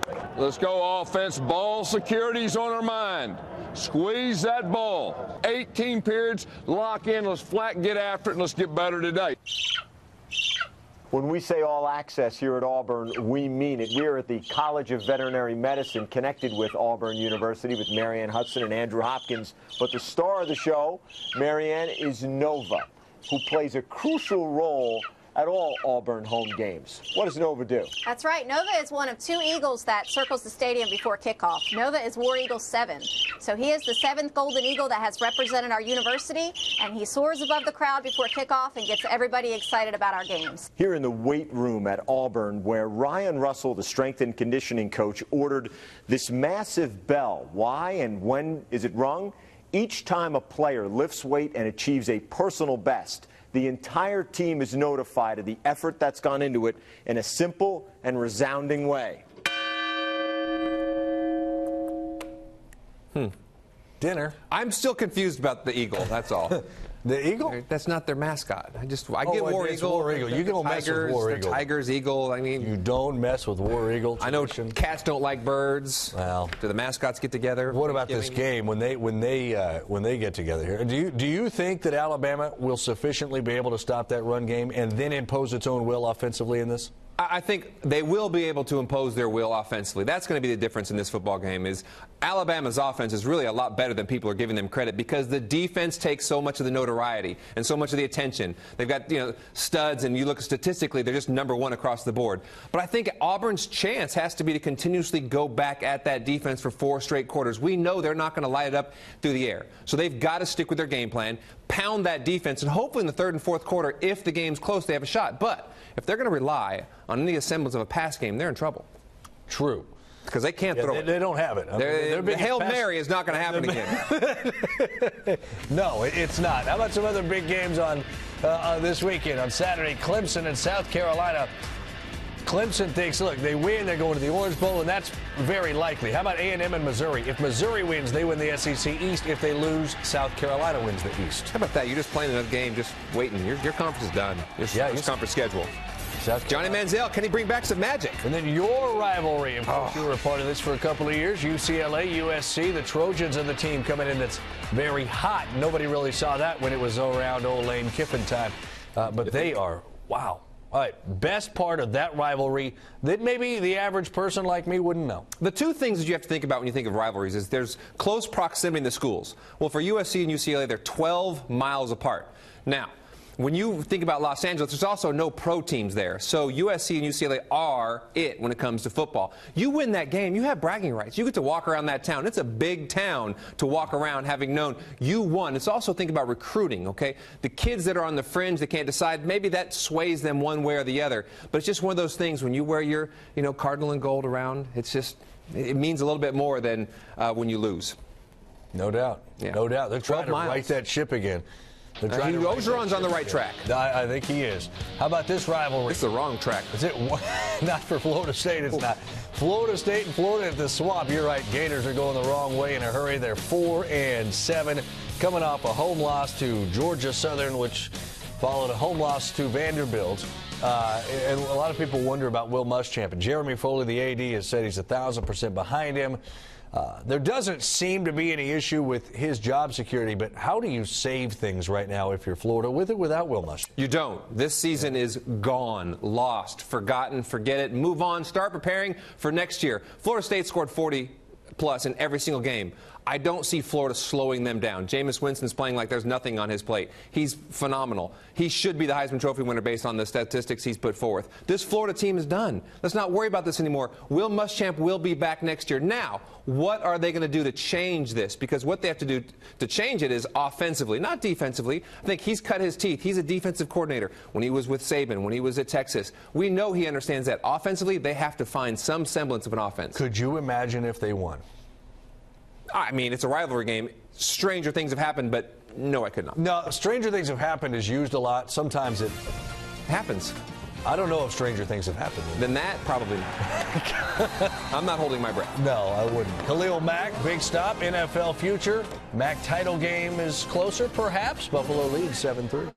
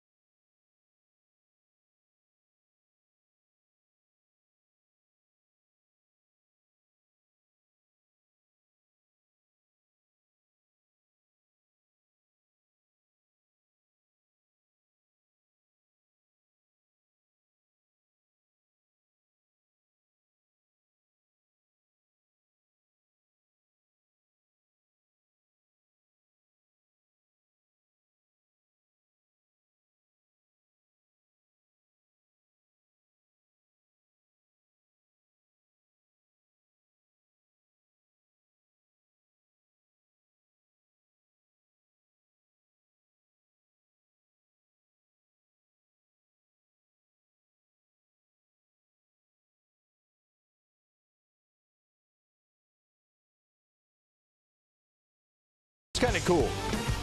This is the first Big Ten hockey game ever.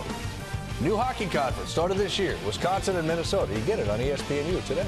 They haven't had hockey in the Big Ten? No, they've had hockey. The schools have had hockey, but they've been in different conferences. That makes no sense. CCHA. I'm glad they got that figured out. WCHA, yes.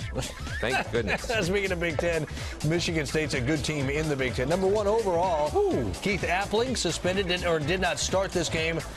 Making his presence known, though. Yes.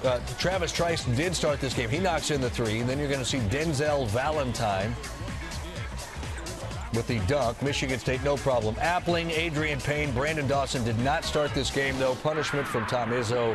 Classroom attendance issues. Oklahoma State and Butler, Old Spice Classic, semifinal. That's Marcus Smart, who's averaging 23 a game. You like him. I like him. It's good to see him back for another year. Yes. Look at that move inside. Marcus Smart, 17 points in this game to this point. Watch the steal, and then he's going to go behind the back. See, Brian Williams. Vision. Yep. Elevation. Foul. Bucket. And 1. Williams, 8 points. Cowboys shooting 51% of the game. Here's Markel Brown. I see it. Smart! Whoa! Just get it close. But it's a 3-point game over on ESPN. Saw that. Just a 3-point game. Coming back. That's right. Buffalo, wings. I get it. Segway. Yeah, those are warm. Nothing else out there. Nothing else is.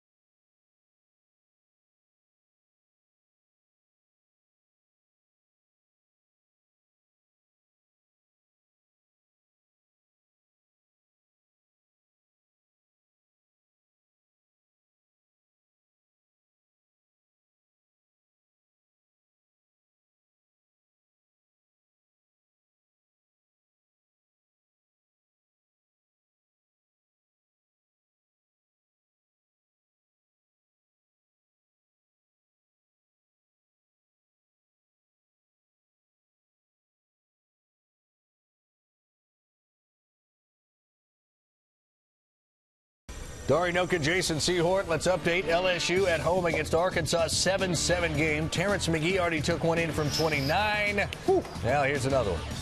54 yards, 2 touchdowns. LSU up 14-7 on the winless in-conference play. Razorbacks take you around the MAC. Ball State leading. Akron also leading. Scores disappeared. Bobcats, Ohio University winning. And the Chippewas. That's our Christmas. Blinking. Yeah, it's our Christmas. It's alert. Alert. Score alert. All right. Buffalo up 7-3. Don't do that anymore. Second half straight ahead. MAC East title on the line.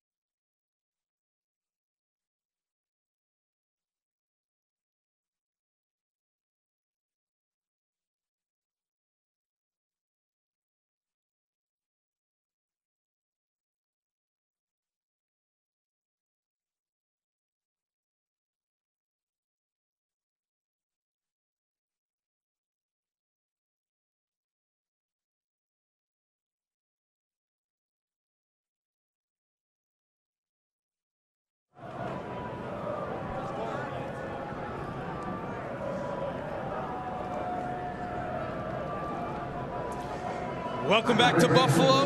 One of these teams is 30 minutes away from Detroit and the Marathon MAC Championship game. Buffalo leading Bowling Green 7-3. We are ready for the start of the second half. The Bulls will kick it off to the Falcons. Boo Boo Gates for Bowling Green awaits the kick.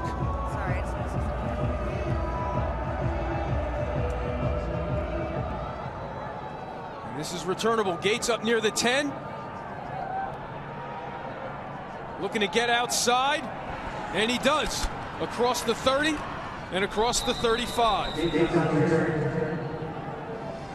Eamon McEnany along with Anthony Beck. Brooke Weisbrod down on the field. So, Anthony, if you're Bowling Green here, first drive of the second half, you have a 100-yard rusher, but you don't have a touchdown. How do you punch it in? Well, I think two things. They have 25 rushes right now. You stick with the run, and they got to find some plays on the passing game to get Matt Johnson into a groove. You know, they're going deep, they're taking chances, but they're not letting him get his groove. And a young quarterback, you got to get him going and in a flow to be successful in this game. All right, so Travis Green already with 105 yards on the game. Johnson out of the gun. On 1st and 10 from the Bowling Green 37.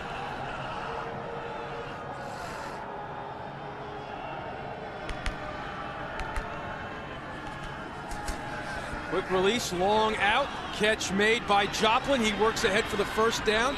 Gets near midfield. Let's check in with Brooke down on the field. The pass Exactly right, Anthony. From talking with Coach, he said we've got to make more plays on the perimeter.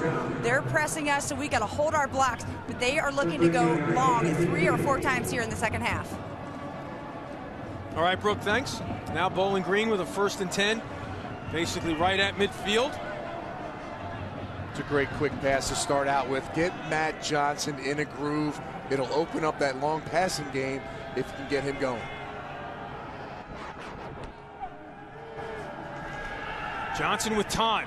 That's knocked down again. That was a problem at the end of the first half. And there, number 29, Adam Redden, once again, making his presence felt.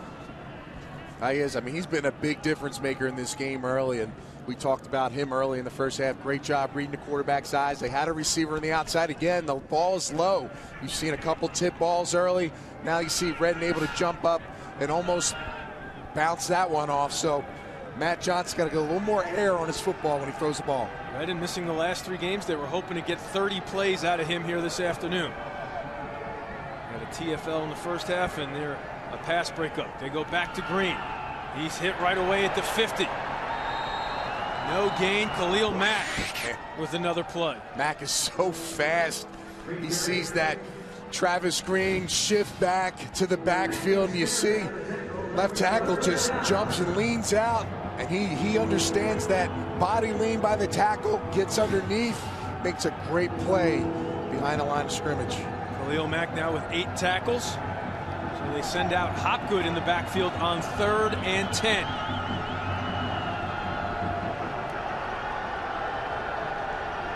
They got man-to-man across the board.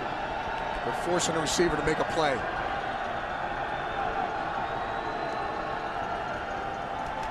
Pressure up the middle. Johnson gets rid of it. Lester in coverage, but Joplin makes the grab with the flag.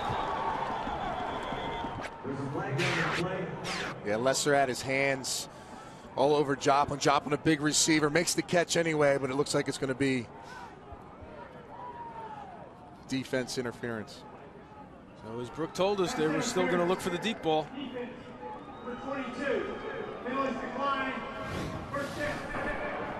You know, you trust the 6'2 receiver Joplin. You see here Lester's out of position. He's just trying to grab and stay on it. Joplin keeps his eye on it. Makes a great catch anyway. But that's a big spurt, the big play we're talking about. They finally get something down the field. 27-yard gain. They said the penalty. They announced it on Najee Johnson. He was nowhere near the ball.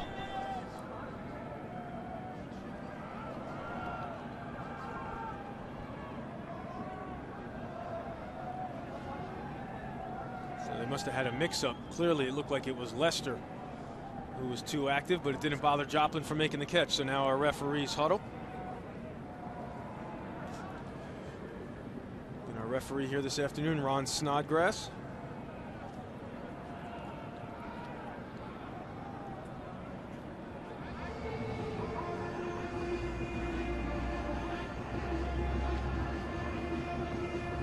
They're moving it up to the Buffalo 19.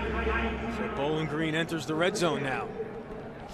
Again, coming in, scoring 45 or more in their last 3 wins in November. Still looking to get in the end zone for the first time this afternoon against Khalil Mack and this Buffalo defense.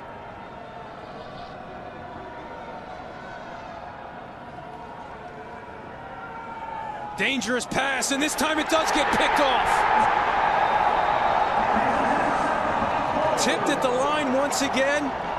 Watch Khalil Mack on this play. The guy is everywhere, folks. You don't have to talk him up in this football game. He's making plays all over the field. He reads the tight end go out. Look at him read the eyes of the quarterback, tip the ball up. Skinner gets the interception. And the defensive lineman is in the right place. I'm sorry. You're right, Skinner. The linebacker makes a great play on the football, turnovers. That's what Buffalo's done a great job with on defense all year long. This is the momentum change they're looking for. So Oliver back out there, and you're right, Mack broke that play up, but Moore still had a chance. It went off his fingers and gives Skinner the opportunity for the pick. Just got great instincts. So now Licata gets hit and goes down hard. Brian Thomas with the sack, second this afternoon for Bowling Green. Thomas is playing well here today. He is. You know, he's 257, but he's got great speed. Good job there. He goes right for the football, brings the quarterback down hard. That's what Bowling Green does. You know, when they're in tight predicaments, their offense gives the ball up. They got to come right back on defense. They know they carry this team, and they got to do it on this series here. So it's a loss of 2, 2nd and 12. Licata steps up in the pocket, fires it out for the first down to Newts. Gain of 12. Newts beats Foster in the coverage. It's a good job by Newts there. They got to catch the ball in the second half, Eamon. They had about 3 or 4 drops. They can't have drops. You know, Coach Quinn talked about it. They got to go out there and make those plays. This is the biggest game of the team on both sides of the ball for this team. They got to go out there and convert. Licata throws it back to Newts. Marked down at the 36, pick up a 5. And when you have 2 young quarterbacks like Licata here for Buffalo, you got to get them in a groove. You know, make them feel confident. You get the short passing game going, you get some long ones, and then you can take those shots. Bowling Green took advantage of it when they were on offense with their young QB. Now they're looking to get on a groove here for Buffalo on their turn. Bowling Green bringing pressure up the middle. Oliver runs right into it. Runs right into Brian Thomas. So a gain of 1 will set up 3rd and 4 now as Buffalo looks to keep the drive going. Yeah, listen, you know, you want to be in these short circumstances here. Licata does a good job at distributing the ball to the open receiver. You know, we got tight ends, wide receivers in the mix here. Brandon Oliver now, he's a guy who had 13 touches in the first half, only 40 yards. Looks like they're going to have to get this first down with his arm. Low in the box here. Swan ready to come up the middle. Here he comes. Picked up momentarily, but now he goes down. Ted Ouellette breaking through for the 3rd sack of the day for Bowling Green. Well, the problem is when they bring those linebackers in the gaps and they bring them up tight, the offensive linemen have to make a choice. If you start coming off, Ouellette just takes that seam, gets right underneath, and makes a big play. Defensive coordinator Mike Elko, look, he said it starts on our defensive tackle position. Right now they're showing up. Burbrink on the 45. Low kick. They might have gotten a piece of that, but it takes another Buffalo bounce. Not pretty at all, but they like their results. So Bowling Green gets the ball back for the 2nd time this half, down by 4. We're back to Buffalo after this.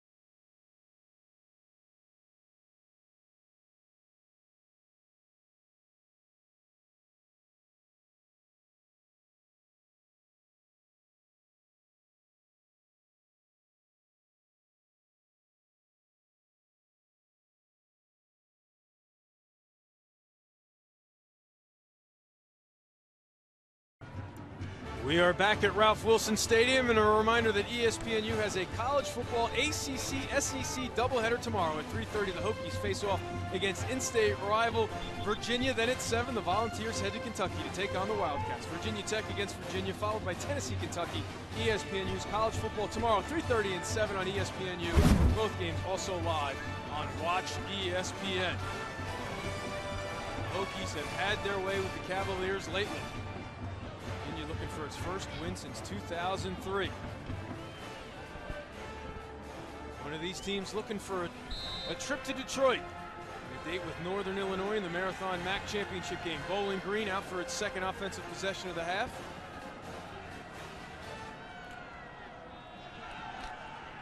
They took away that pass to the flat. Najee Johnson. Okoye Houston reading it. So Adam Redden with the tackle, pick up a 1. But he wanted to throw that ball. He did.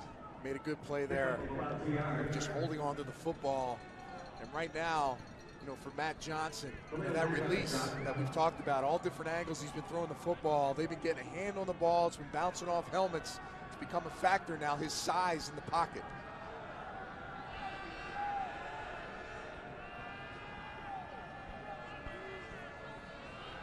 Mack coming off the edge, he gets rid of it, but it's short. So that'll set up 3rd and long. And I want to be careful with my comparison here. I'm not saying he's Lawrence Taylor, but you always heard Ron Jaworski talk about it. As soon as he came out of the huddle, he was looking for 56. Is he looking for Khalil Mack? Yeah, I mean, listen, I think he took the ball again on that play there. He's all over the field. You see here on the opposite side, but I think that ball got tipped. But listen, he's a premier pass rusher, and his ability to make plays even when he's not on the side of the football is just extraordinary. Puts a lot of pressure on the offensive line. 4 receivers stacked left, bottom of your screen. Burbrink by himself, top right. Johnson with time. All day, looking deep into double coverage. Great grab. Alex Baird down to the Buffalo 20. Gotta love the big tight end here. Look like they're gonna throw the wide receiver screen. He gets down to shoot, and he's got to go up and make a catch. Right over the defensive back Bell. He goes up and catches the ball. Does a great job, rumbling, stumbling, the 5th-year senior. Huge change of field there by this Bowling Green offense. 49 yards down to the Buffalo 21. This is Green, hit right away. Is that Redden again? It was Adam Redden. Redden's done a good job. Like you said, he's missed the last few games. You got to be impressed. They have a lot of hybrid players. You look at Redden, you look like guys like Bean. These guys can move around, play different positions. Do an excellent job for this defense. And right now, it's been a defensive battle. Lost to 2, 2nd and 12 now from the 23.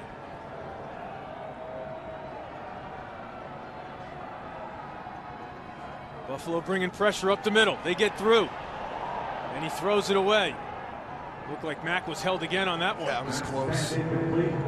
Sometimes your last ditch effort is to hold him. You see him here. Comes off the edge. Try to chip him. If you're a tight end, I would try to chip him before I release. That's why you're there off the football.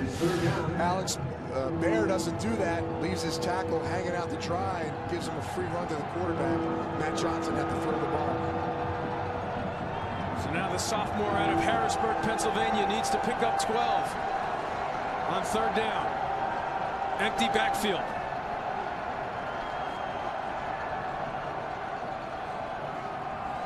Mack coming from the right this time. They get rid of it. Open man in the end zone.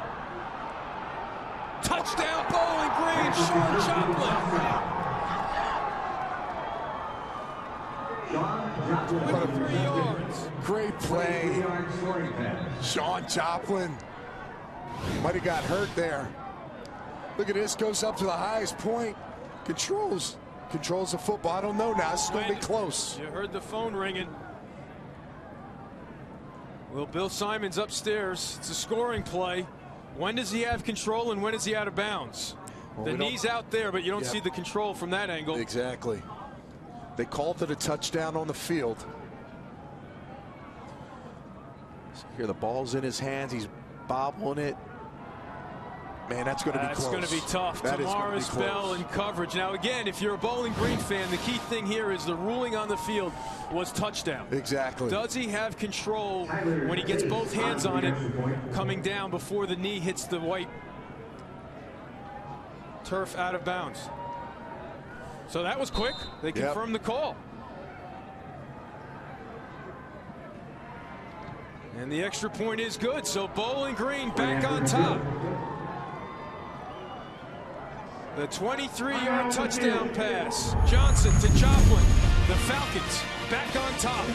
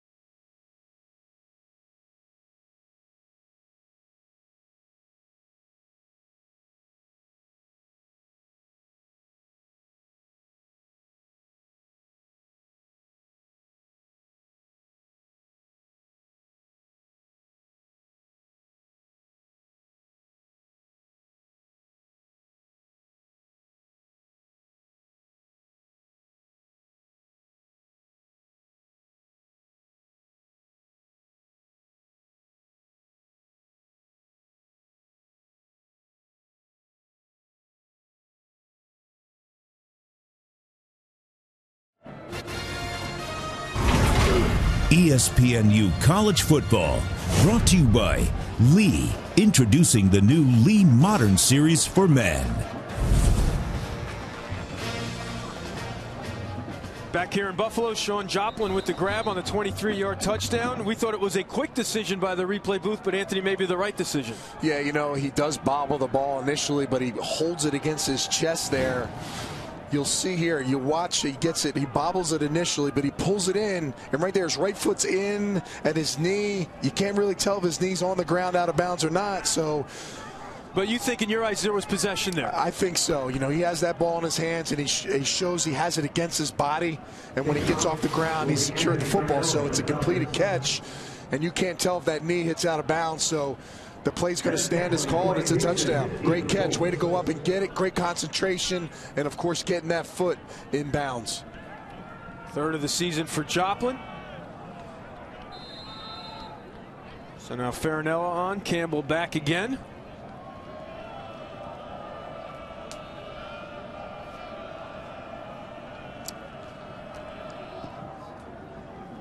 Low liner for Campbell, and he'll let it go out of bounds. So the Bulls will get good field position here. Kickoff out of bounds. Kicking team, ball be placed at the 35-yard line. First down. Correction. Buffalo's chosen a 5-yard penalty and re-kick. Wow. Oh, so we'll do it again. Well, you know, Devin Campbell, he's a dangerous return man. Coach rolling the dice here, get some extra room, maybe he can make a play. So they would have had it at the 35, and let's see if they can make up that difference. 35's not a bad starting point, though, especially in a game like this. So Farinelli will tee it up at the 30.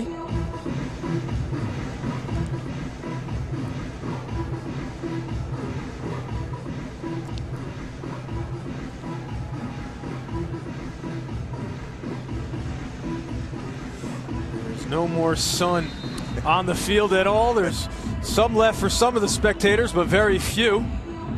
Our side of the field, nobody got sun today, so they're sitting in snow, for crying out loud, some of these chairs. So let's see how the decision pays off for the Bulls. Short kick, Campbell waits for it at the 15. Across the 30 to the 35. And they pick up an extra 4 or 5 yards.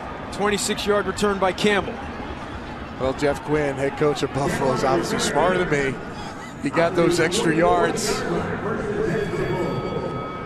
An even better field position now for Buffalo's offense, who needs to get going. All right, now you got to answer the call. Second half, here we're halfway through this quarter.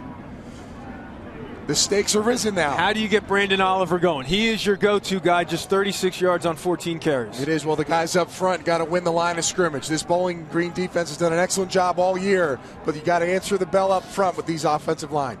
Oliver in the pistol. Here comes pressure from Bowling Green. They run away from it, but he is met right away by Swan. Also one on the play, 2nd and 11. And I just talked about the offensive line. It's got to get pushed, but look at the defensive line. When offensive linemen are going back, you're not winning the battle. And you see Swan right there, wide open to make that tackle behind the line of scrimmage. The offensive linemen for Buffalo have to help out Brandon Oliver. Senior out of Miami having a tough day here in his final home game. Now the play fake. Licata with time. Sends it out to Dennison. Tripped up there in the open field for a 6-yard gain. Licata missed the tight end there in the middle of the field. He had him wide open in the seam, kind of threw his hands up. Number 85, Shrek there, so an opportunity. You see right here, watch the middle of the field. You see the tight end wide open there. Young QB's got to see that, gets behind the linebacker, be able to shoot it in there. Decides to check it down, gets short yardage. So that sets up 3rd and 5. This is Campbell in motion. Pressure gets picked up, low throw, incomplete. Looking for Campbell. And Buffalo forced to punt. Number 3, Brian Sutton, who's filling in for number 11, Gabe Martin, their best defensive player, who tore his ACL against Toledo, stepped up and did a good job, applied the pressure there to Licata. 7th punt of the afternoon for Grassman. Last one was almost blocked. That rugby-style kick went low. No pressure on this one. And he kicks it away from Burbrink. So in another effective bounce. Yeah, man. He's running right, and it goes left, the ball. It's unbelievable. This kid's had a nice day. And the wind does the rest, downing it at the 6, a 47-yard punt. BCS eligibility and city supremacy are at stake tomorrow night on ESPN and ABC. At 7:45 on ESPN, James Franklin and the number 5 Tigers can clinch the SEC East with a win against Heisman Trophy winner and candidate once again Johnny Manziel and the 21st ranked Aggies. And at 8 on ABC, crosstown rivals battle for the victory bell as Brett Hundley and the number 22 UCLA Bruins battle Marquise Lee and number 23 USC. Part of the rivalry series presented by GoPro. The fun begins tomorrow night with A&M against Missouri at 7:45, and then the Bruins against the Trojans at 8 on ABC. And Johnny Manziel, pressure's part of his life, right? But he's going to be running around again tomorrow night. Yeah, look at this lineup here. Michael Sam has really stood out this year, been a dominant defensive end for Missouri, and of course Jadeveon Clowney. So Bowling Green with the lead and the ball on the road. And whistles before the play. Start. So that'll back them up. Ball start. Offense. Number 53. After this is going to go. Remain first down. 3rd false start of the ball game for Coach Clausen's troops.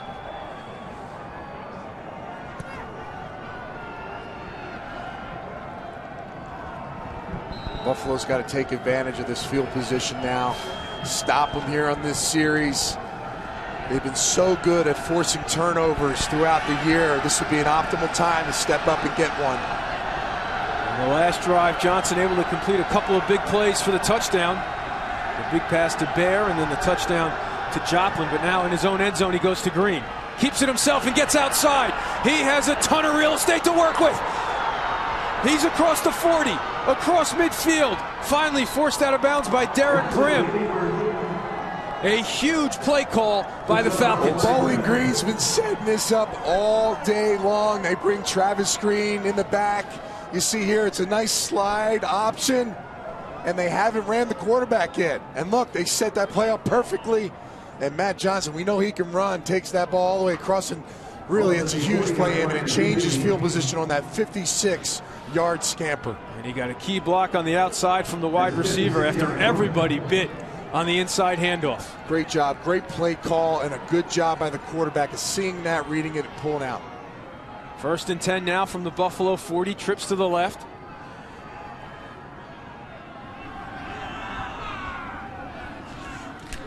And this time they give it to Green.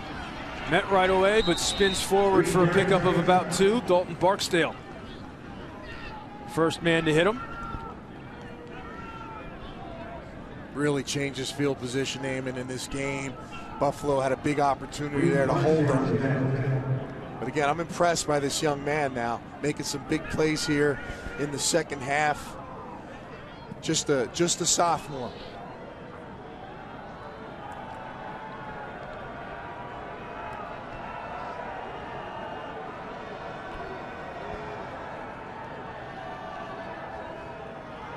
Draw to Green, looking to the right, turns the corner, tripped up after getting inside the 35.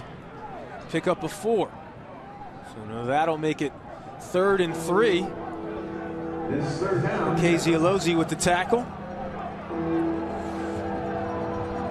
Are you in 4-down territory here if you're Coach Clausen? Well, you know, you have the lead, you're up by 3. Your defense is playing phenomenal right now. Buffalo's offense really hasn't done anything in this game, so you know, like I said, it makes it a lot easier on your decision process and taking those chances.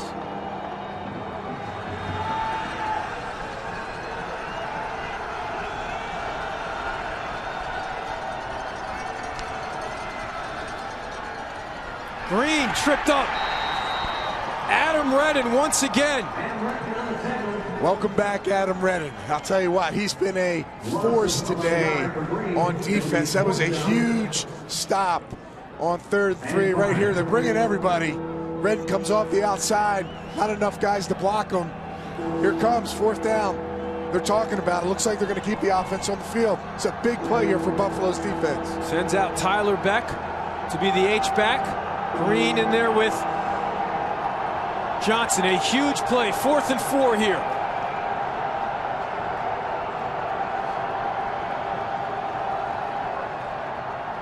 Johnson with time all day. Now he steps up in the pocket. Buys himself time and finds Beck for the 1st down. Wow. A 12-yard pickup. Again, it's the plays where he has to create. Buffalo's 4th in the nation in sacks. And you see being able to read, stay in there hanging, and then extend the play on offense. He does it so well. And when you extend the play, your receivers and tight ends come back to the football. Beck does a good job of catching the ball at the sticks, making a defender miss, and getting those extra yards. Huge conversion on 4th down. 1st and 10 now from the Buffalo 22.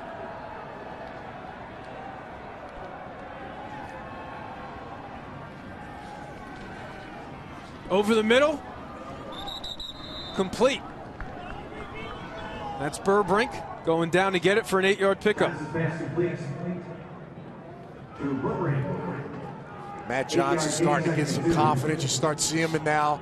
He's starting to lead this team down the field, building every single series. He's feeling good throwing the ball, running the ball. Who's going to get hot here? You're getting down now towards the end of the quarter.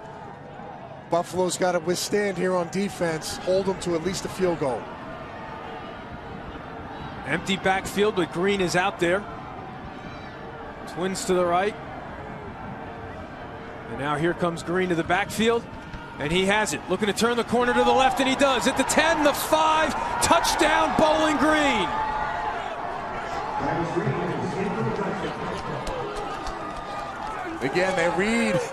They have that read option play again. They bring Travis Green in motion. And really, they would have scored on either way, Eamon. If they would have held the ball at the quarterback position or there, gave it to Travis Green, they had a touchdown on either side. Good job. And listen, when your quarterback pulls the ball out on a few plays before, keeps that defense back on their heels, and now they're not sure. And then Travis Green gets his chance and scores the touchdown. And the extra point is good, and Matt Johnson has come alive here in the second half as the Falcons go 93 yards in 7 plays and play tack on. They now lead by 10 and have their eyes set on Detroit.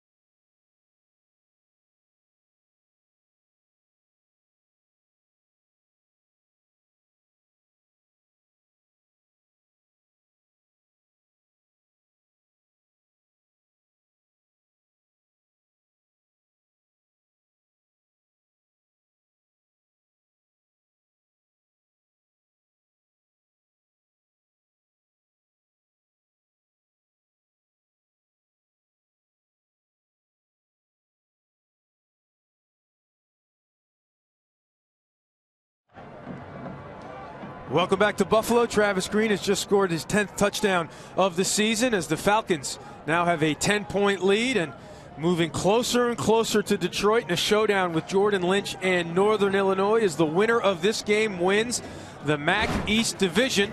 Bowling Green and Buffalo coming in with identical records overall and in conference play. So a de facto semifinal playoff game here. Not win or go home because both teams with the 8 wins bowl eligible. But they certainly want to tack on another MAC game and get a chance to play on national TV and win the MAC championship against Jordan Lynch. Well, you know, right now you talk about big games, 2 good defenses, who can run the football. Bowling Green now 203 yards rushing to Buffalo's 18. We wouldn't have thought that coming into this game with Brandon Oliver and the Buffalo offense. Line drive kick, Campbell from the 1. Hit at the 20 and he's dropped there. Good coverage by Ronnie Moore. 20-yard return.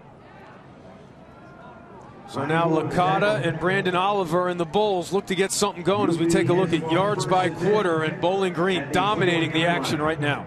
There's no question about it. Those big running plays on that last series. Travis Green's done an excellent job.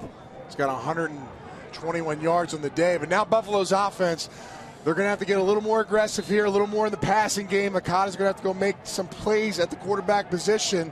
They're going to have to come out with some offensive drives here to get back in this football game.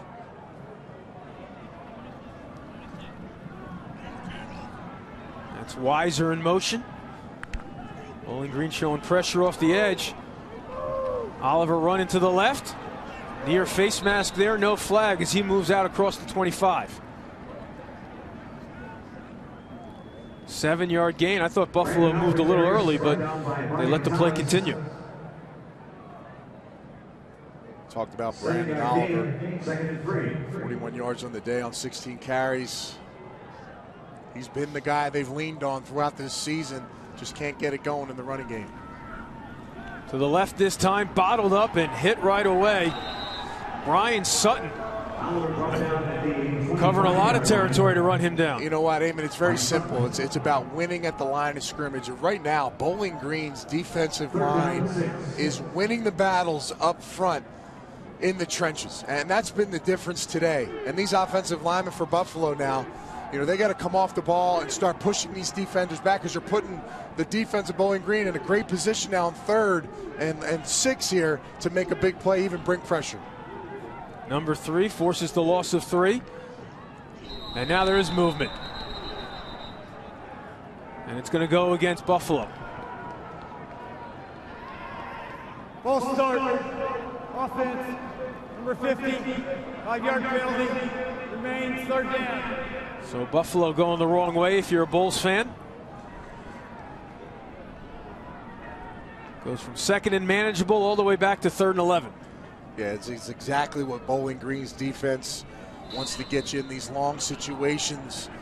They found ways to convert on long 3rd downs. Licata's got to step up and make a big play here to one of his wide receivers.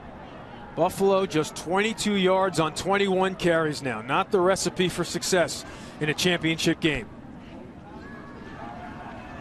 Licata steps up, hit as he throws. Looking for Newts. And he gets popped. Jerry Boo Boo Gates, no flag. They're talking it over. See Gates here coming over like a heat-seeking missile. Leads with his hands into his chest. Their bodies do come together and the helmets touch, but to me, he wasn't leading with his head there. See here, it's be a tough angle to see. You know, when Newts goes up in the air, it looks like he comes into his chest on that one. Of course, Licata thinks differently on that. 8th punt of the ball game. Grassman kicks a conventional style this time, driving Burbrink back to the Bowling Green 35, a 46-yard punt. So Coach Clausen's offense in a rhythm right now. What does Lou Tepper do to counter that? We talked about forced fumbles. Be nice if Khalil Mack maybe gets one. They're going to run the ball now. Travis Green and Matt Johnson have meshed up well, and that's been the difference in this second half. You know, Lou Tepper's really going to have his guys play discipline against this running game, because now that 2-option play with the quarterback and running back has posed problems for them right now. Travis Green having a whale of a ball game now. Again, this time last year he was about a 5th or 6th wide receiver on the depth chart. When it's all said and done, he might have the school record for most yards in a season. He's 30 away from that now.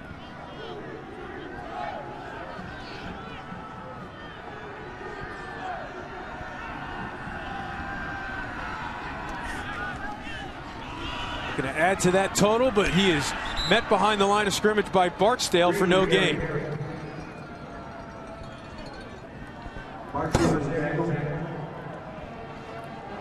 And that'll do it for the 3rd quarter. A quarter dominated from the visitors by Bowling Green. Dave Clausen's troops, 15 minutes of regulation away from Detroit and the Marathon MAC title game. They are up by 10 with the ball. When we return to Buffalo for the MAC East Division Championship game, Bowling Green looking to put it away.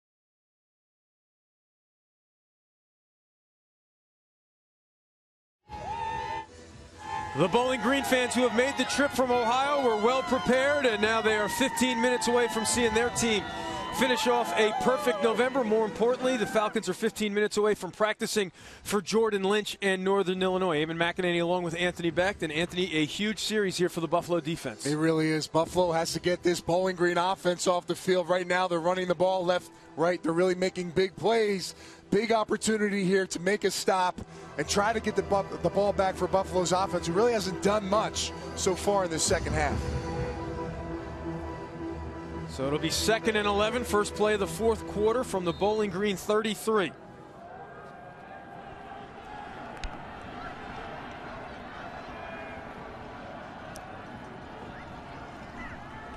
Johnson looking to throw with time.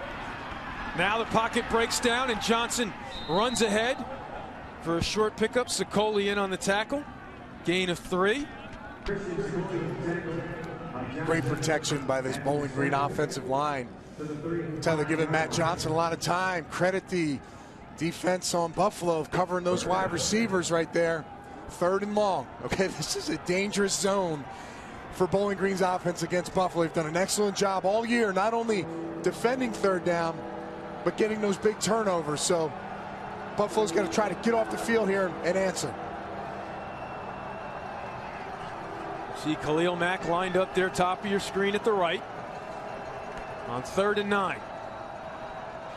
Good pocket for Johnson over the middle. Caught by Joplin. Looks short. Dropped it. It dropped it. Incomplete. My bad. Courtney Lester with good coverage.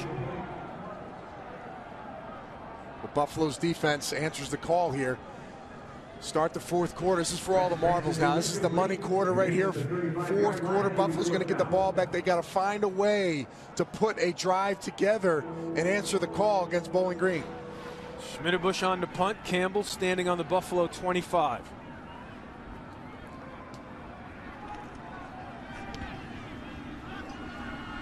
Early fair catch signal made by Campbell at the 26-yard line, which is where Licata and the Bulls will take over. Down by 10. We're back to Buffalo with 13:59 left in regulation after this.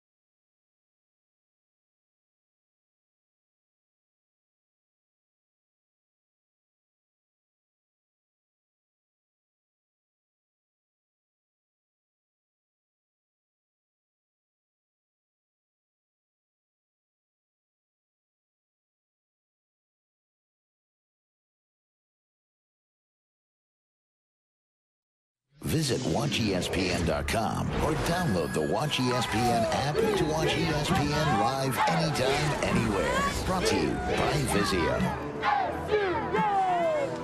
Welcome back to Buffalo here at Ralph Wilson Stadium. First collegiate football game at this venue since 1979, but right now the visitors in control, up by 10. Coach Quinn sends his offense back out there, an offense that has grown stagnant here in the second half.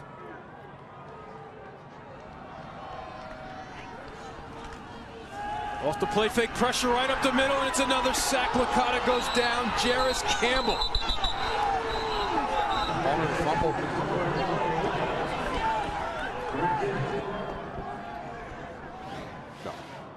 See here, they bring the pressure. Offensive line has struggled all day. Oh, they said forward progress stopped. Can't review that, but that ball, a very beneficial whistle. Yeah. Great job by Campbell. Defensive tackles for Bowling Green are the real deal. They've done a great job for this team, and Coach is right. They've really set the tempo. 2nd and 20. And they run Oliver to the right. His best run in a while, but not back to the line of scrimmage. Brian Sutton with the tackle. Well, you never want to start with a 20-yard loss, you know, especially on this series where you need to really get yards and put something together on offense. Pressure's on now, 3rd and long. Again, defense really strives for these situations and get this young quarterback in a tough bind. Look for the jump ball to Newt. See his bottom of your screen left. Flag down, free play for the Bulls over the middle.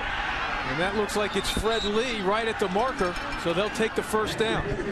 13-yard pickup. There's a flag down. Offside. Defense, number 93. Penalties decline. First down. And it's Ouellette that jumped. The other center trying to cut him. Cuts air on that one, but good job by Licata delivering that deep in route. Nice catch to get to move the sticks for Buffalo's offense. So despite the 10-yard loss on 1st and 10, the Bulls keep the drive moving. Pressure coming again. Licata gets rid of it for a completion. Newts. Gain of 15 into Bowling Green territory. Yeah, you got to be impressed with Licata, though. He's never phased. Down 10, big yardage he's got to pick up and gain. Stands in the pocket, delivers the ball. That's about 3-4 times now, Eamon, on that in cut, that deep in that they've caught a football to get that first down. Again, he'd said it was his goal since high school to stay home and be the guy that brings a championship to Buffalo. He has Lee wide open.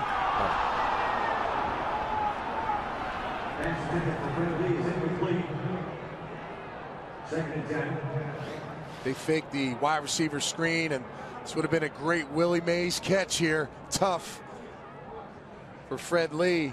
Licata stands in there and delivers a ball, getting hit. That pressure up front by Ouellette.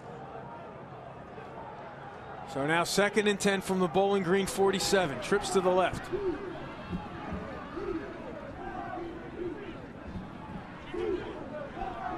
Ward showing it early. Looks like they checked out of it.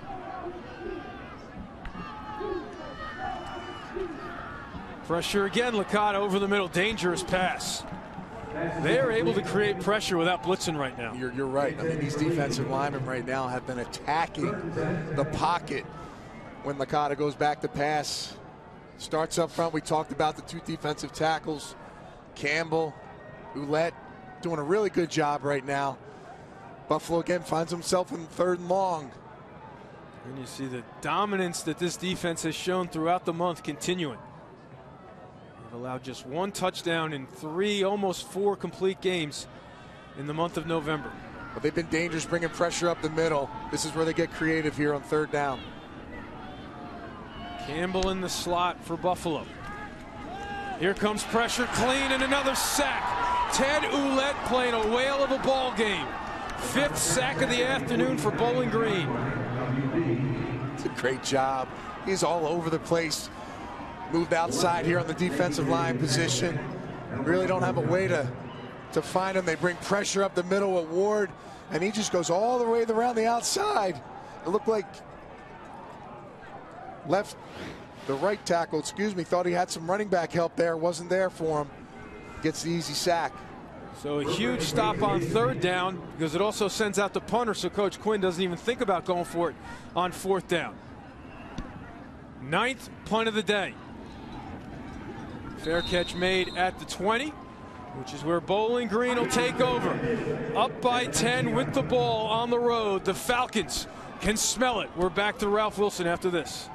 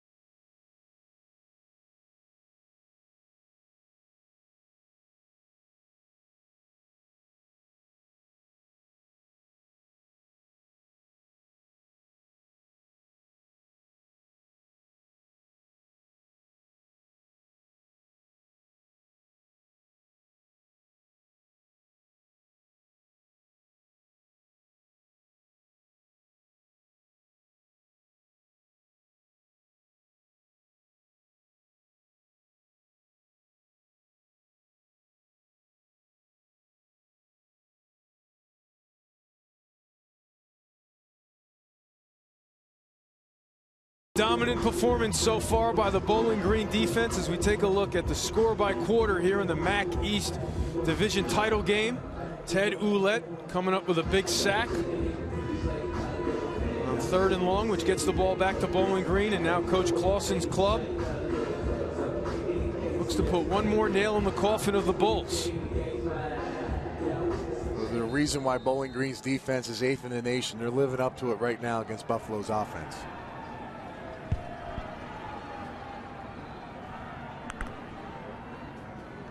Here's Green running to the right. Good penetration by Stockman.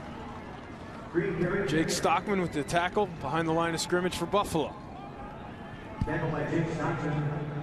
Again, Buffalo got a turnover early in the second half.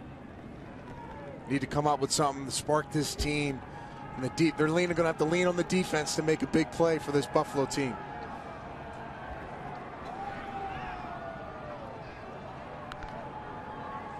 They empty the backfield here on 2nd and 11 from their own 18.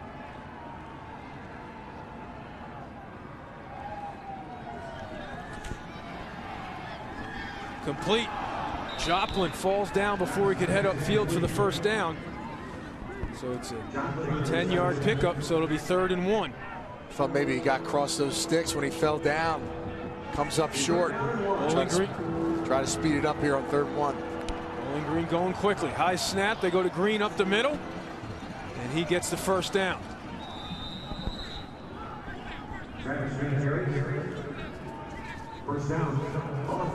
Bowling Green's going to start working this clock too as they continue to move the chains.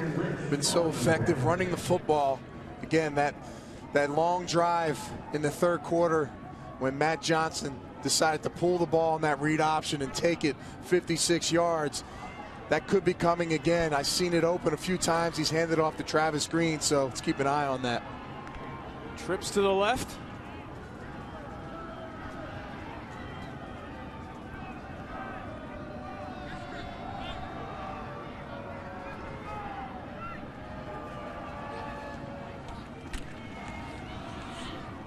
Dropped.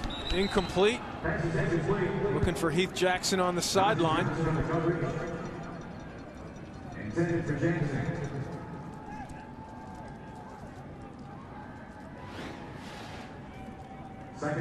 See that angle, that throw, it's almost sidearm. He can do so many things. Drop football there. You got to pull that one in. Catch it with your hands on a cold day. The good receivers that can stand up and make those catches, the ones that he's going to count on late in this game. Roger Johnson with good coverage. Now it's 2nd and 10 from the Bowling Green 30.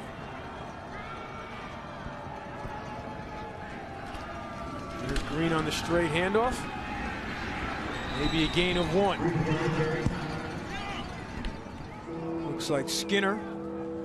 The man Coach Tepper calls the conductor. Yeah. In on the play, so they're going to set up 3rd and long, as it looks like Green might be slow to get up.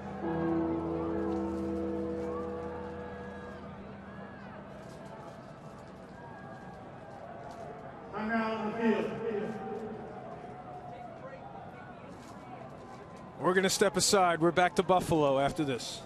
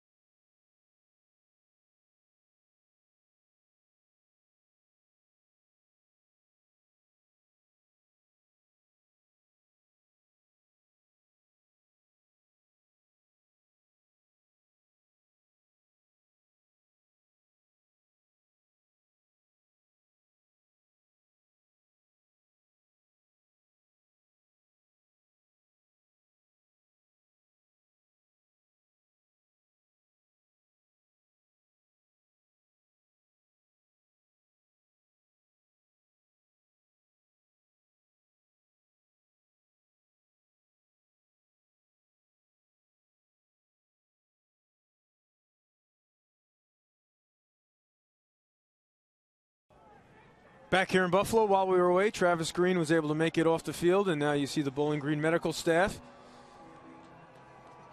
tending to him, and it looks like he's going to be in good shape here, which is obviously, if you're a Bowling Green fan, good to see for the year he's had. Absolutely.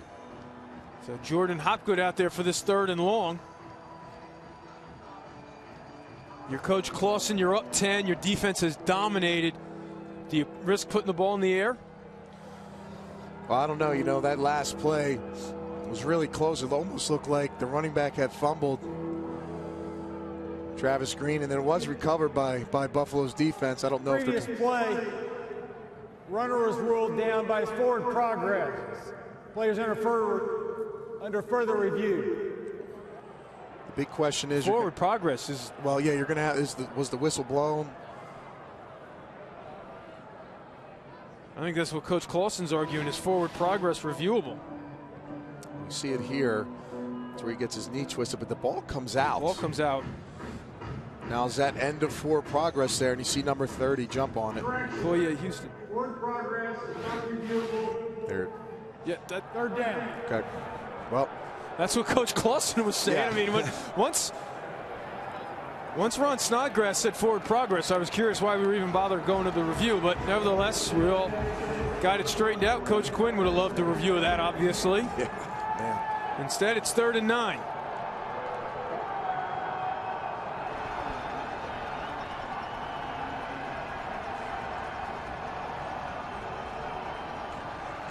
Johnson, deep down the sideline.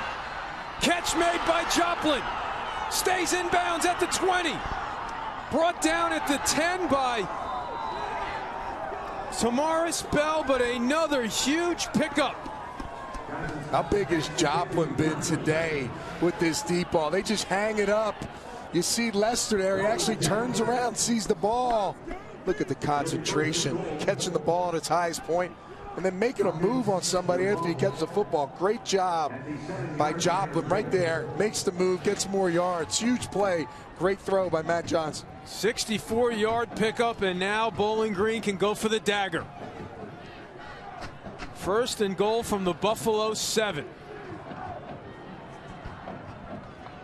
Look at that yards discrepancy right now. I mean, that's just huge difference between these two teams. Most of that damage being done here in the second half. Johnson keeps it himself, has an alley to the end zone. Tripped up, but he gets in. Touchdown Bowling Green, 7 yards for the sophomore quarterback out of Harrisburg, Pennsylvania. Scrappy runner right there, I'll tell you. He was fighting, he saw that end zone. Just gets there before the Buffalo defender pulls him down. It's a designed QB run. There's nothing like that feeling of seeing the end zone here. You see he stretches out before his knee hits the ground. And really this game, Eamon, has come down to a few big plays. Who's going to make them right now? Bowling Green's offense has made them. And Johnson's made a bunch. Players under further review. Well, it's a scoring play, but certainly at that first glance it appeared that his knees were still up in the air before the ball crossed the line. It looks pretty clear here. Skinner makes the tackle, but still up, then the lunge. That's a touchdown. Yep. The ball even crosses the line before that right elbow hits the ground too, so good effort by Skinner there to try to hold him out, but again. And some strength to hold on to that ball, basically with one hand when he lands on the hard turf. How important is this game for these guys? I mean, you talk about getting those inner strengths, those defining moments, trying to get yourself into the title game against Northern Illinois. These kids are fighting. Both teams have given great effort. So the call is confirmed.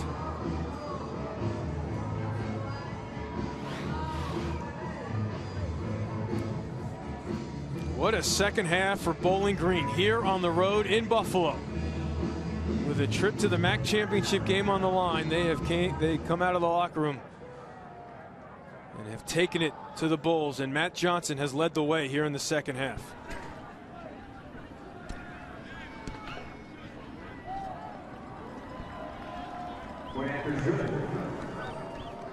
So the extra point is good to make it a 17-point lead for Coach Clausen's club. And a reminder, college hockey is back in action on ESPNU. Today at 5, it's a great showdown from the Big Ten Conference when the Badgers visit the #1 ranked Golden Gophers. Number 13 Wisconsin against #1 Minnesota. College hockey today at 5 on ESPNU and also live on Watch ESPN. Tons of tradition when the Badgers and the Gophers meet. The series started back in 1922, and you strive for excellence when you go to these two programs to play hockey. 11 combined national titles.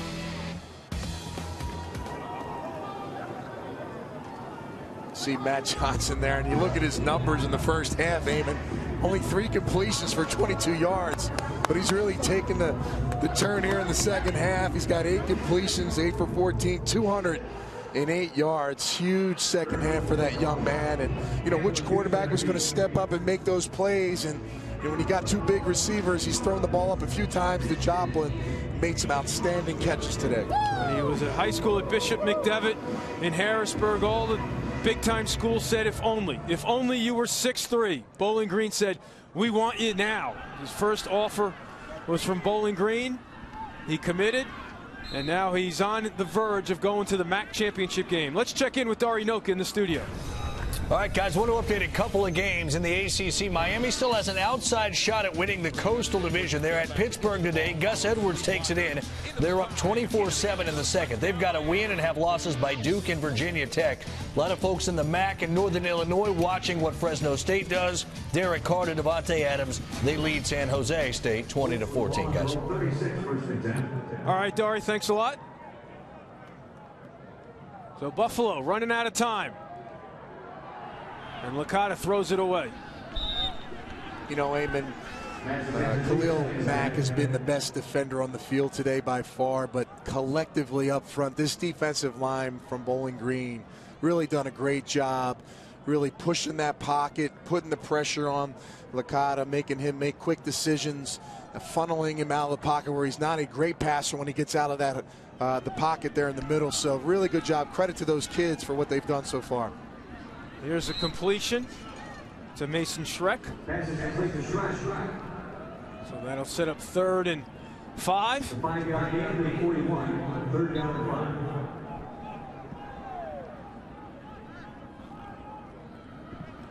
Spotted at the Buffalo 41. Bowling Green defense, what a job they're doing, allowing just 2.6 yards of play here. Now Licata. Knocked down at the line by Lynch. Isn't it fitting? DJ Lynch there with a nice play. Shows like he's coming. He's up there at the line of scrimmage, then plays off, reads the quarterback eyes, knocks the ball down, almost makes an interception. Trips to the left here for 4th and 5. Joe Licata is going to have to make a quick decision here. They're showing blitz right now for Bowling Green's defense.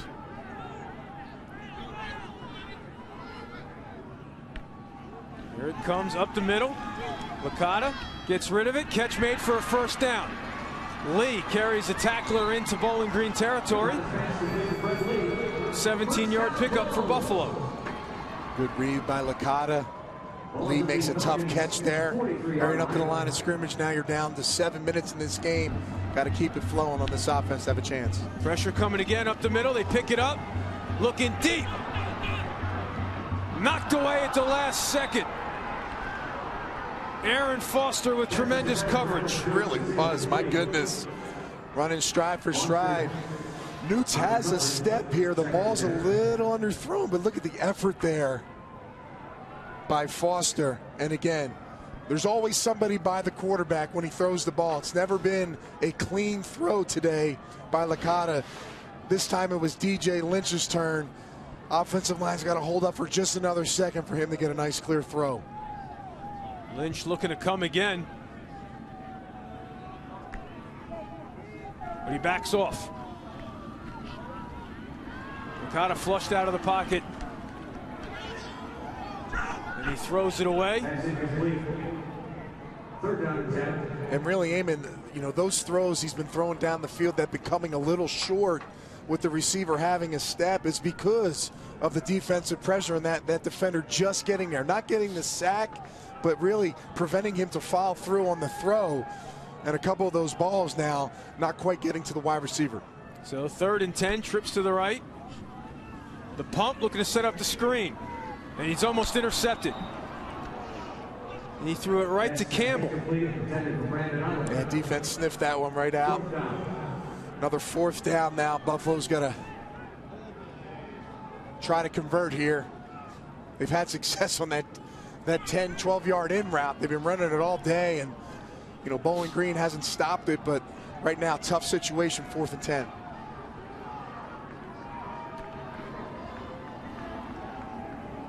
Lynch and Swan again standing up, showing pressure.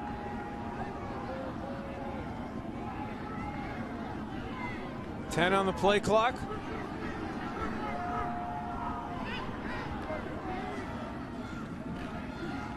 Pressure from the blind side. And it's incomplete. So Bowling Green will get it back. They show blitz. Get to the quarterback there, and you got to make a quick decision. You see here, Licata's just waiting for that receiver just a little too long. And number 61, Terrence Bush, gets his opportunity to make a big play. The incomplete pass on 4th and 10 gives the ball back to Bowling Green. 7 minutes and 3 seconds away from the Marathon MAC Championship game next Friday in Detroit. Ford Field the site. Northern Illinois is in. Bowling Green appears to be on its way.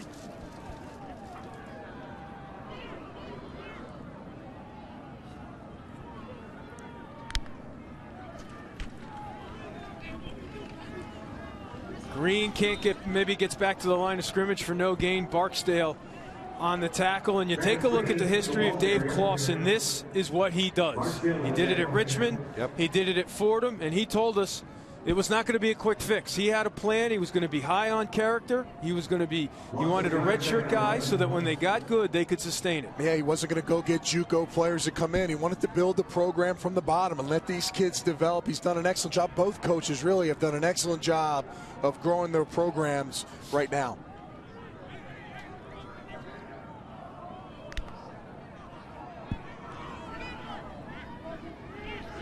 Bowling Green's going to work this clock down.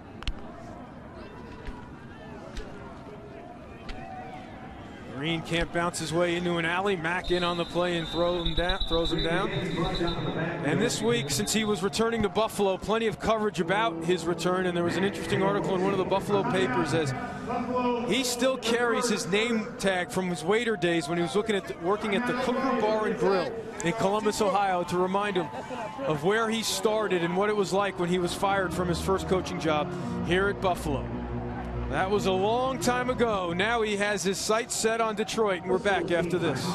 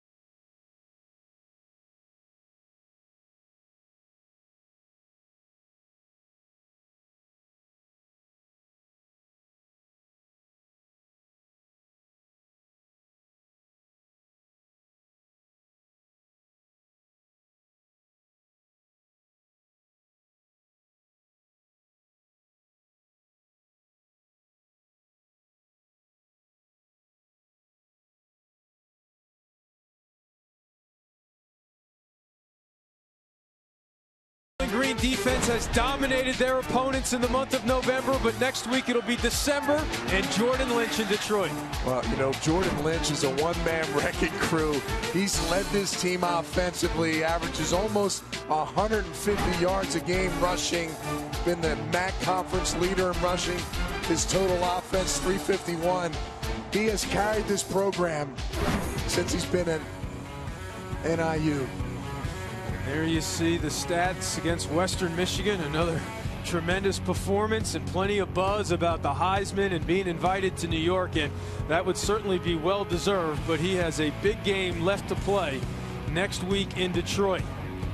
Will he be looking at the tape of the Bowling Green defense, or can Buffalo rally with just over 6 minutes left to play, down by 17?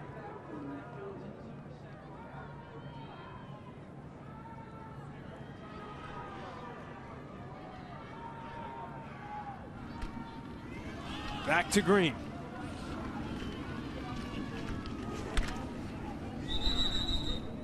Five-yard pickup as he continues to work his way towards a new school record for yards in a season. And right now, it doesn't look like the outcome Khalil Mack was hoping for, but the accolades and the accomplishments continue.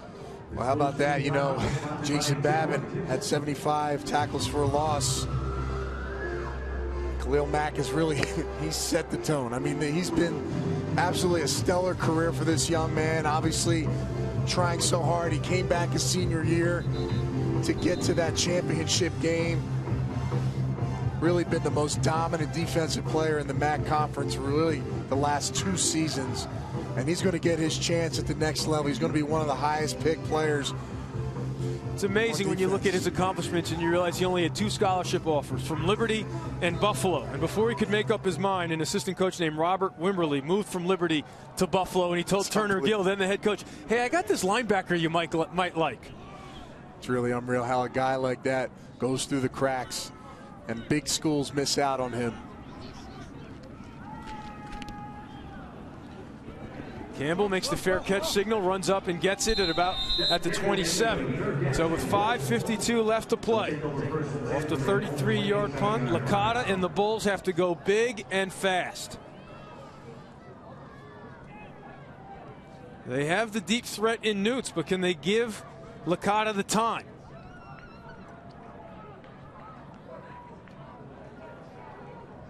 Well, they're going to have a big play here somewhere. Just like Joplin was making big plays, they need quick, big plays, and they got that tall receiver, Newts, on the outside. They got to start chucking this ball up deep. Ouellette gets in there again, but he gets rid of it and picked off. Cameron Truss with the interception.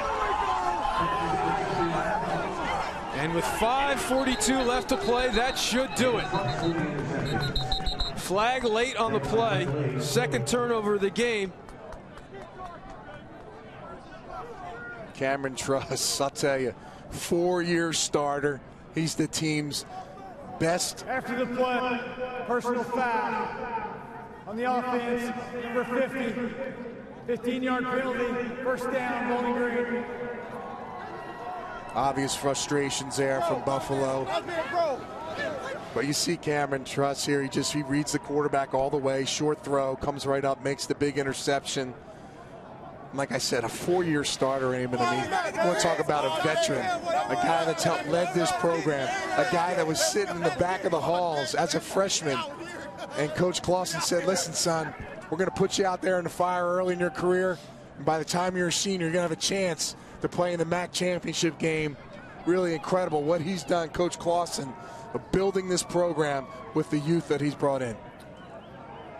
Another factor that needs to be pointed out is the continuity on the staff. Defensive coordinator Mike Elko, offensive coordinator Warren Ruggiero. This whole staff has been together for several years, and you don't see that often nowadays in college football. There's no question about it. Being loyal to the program. You know, you tell those recruits when they come in as freshmen, we're going to be here for you. We're going to be there to guide and lead. And you tell the parents when you're recruiting them, you know, we're going to be there for those kids, and they've lived up to it. They've stayed around, and they've had success. And they were in this situation last year, and they fell short to Kent State, and they got themselves back on track again to put themselves in the situation, and now they find themselves 5 minutes away from playing in a MAC championship game.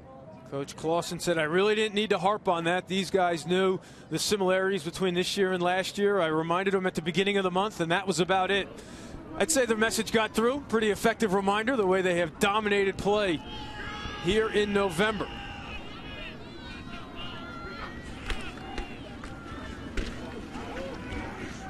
Houston lowering the boom. Again, it's a defense that has allowed 1 touchdown in 4 contests in this month. It's really been remarkable. And I'll tell you, this is going to be setting up now for a huge championship game.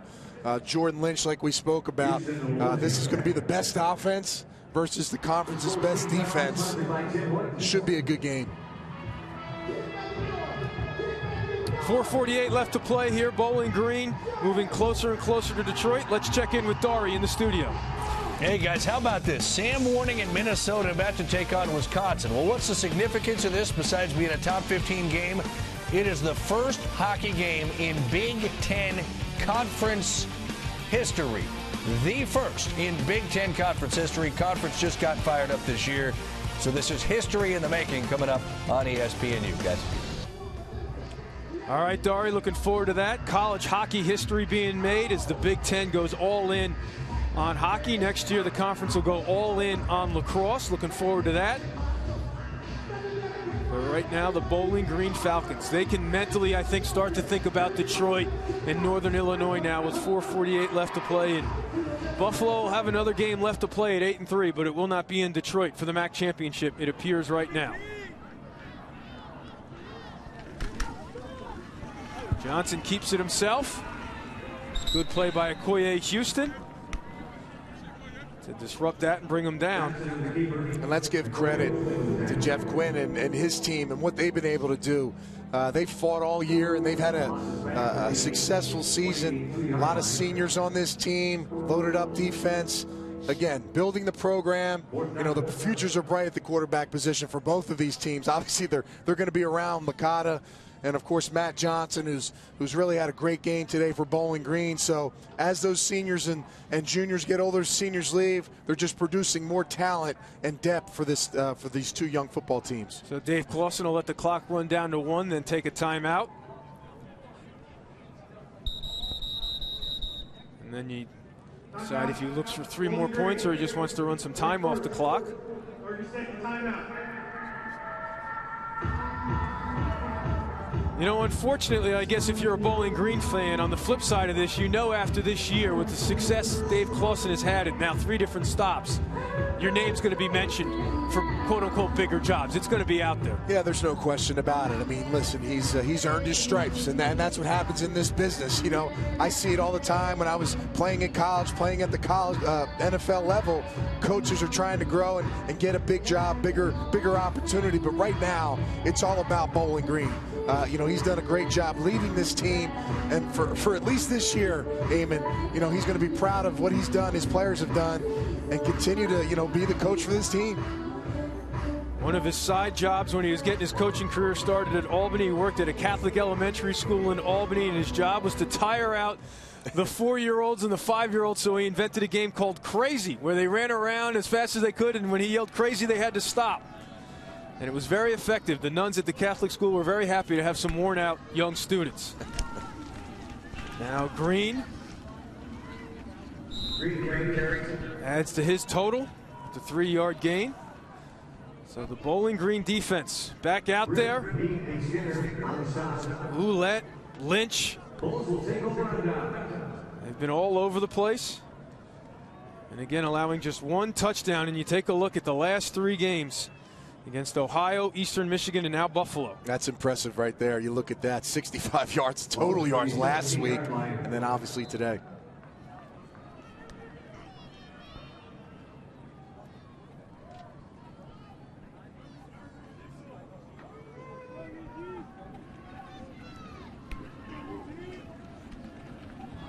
Licata forced out of the pocket, shovels it ahead to Oliver. Oliver makes a move. Lowers the shoulder and gets a first down. ESPNU has a college football ACC-SEC doubleheader tomorrow. First at 3:30 from Charlottesville, Virginia Tech and Virginia. Then Tennessee, Kentucky follows at 7. ESPNU's college football on ESPNU. Both games also live on Watch ESPN. Licata checks down for the first down to Newts. You see Newts catch a ball there, a senior. You see Brandon Oliver, obviously a senior, trying to get their final chance, go around to get to that championship game, and they've fought and they've had outstanding careers at Buffalo. Ouellette pushing the pocket backwards, and Licata incomplete over the middle. Looking for Fred Lee, but you have to be impressed with the performance today by Ted Ouellette, the 50-year senior. Well, defensive coordinator Mike Elko said, listen, you know, we can give praise where praise is due, but it starts in the middle. And Ouellette, Campbell, these guys have set the tempo and disturbed the offensive line all day long. He gets cut blocked there, and Newts makes the grab on the slant, brought down at midfield by Aaron Foster. 6-yard pickup. Sets up 3rd and 3.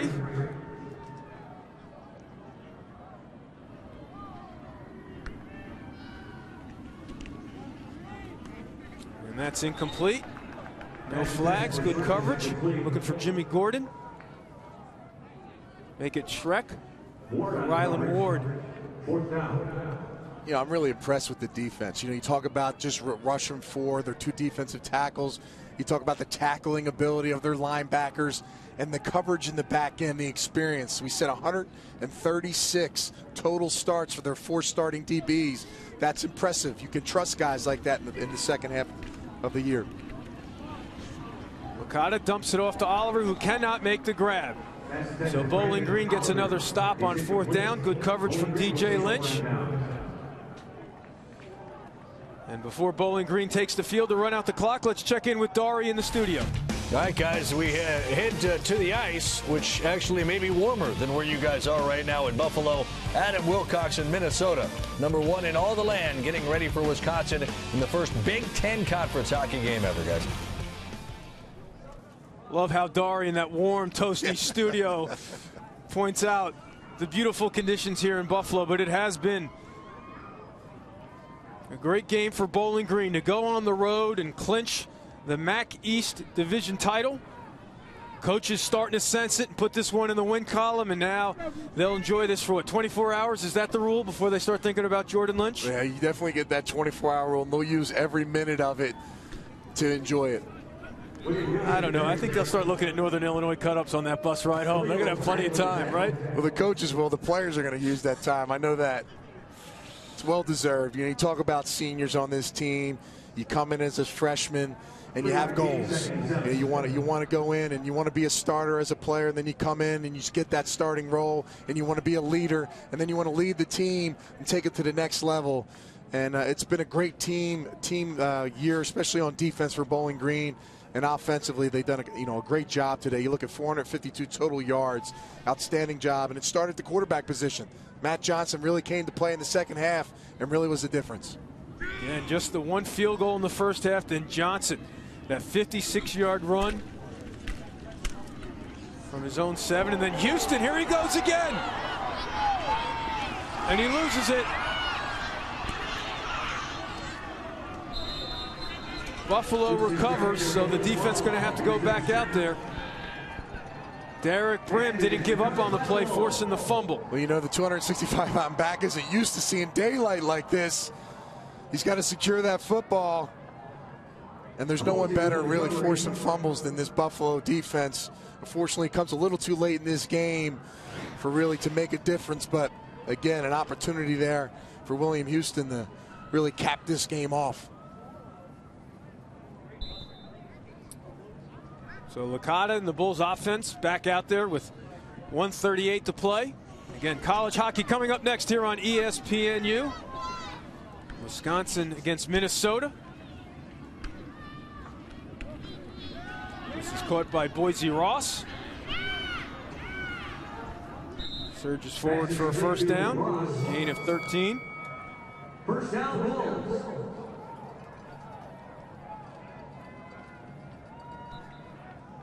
It's almost fitting. Bowling Green's defense gets to go back on the field one more time. Really been the leaders of this program this year. Licata dumps it off to Oliver. It's out near the 35. You can see the pride out of this defense. They're not going to let up any cheap yardage. They're going to go out there and finish this game.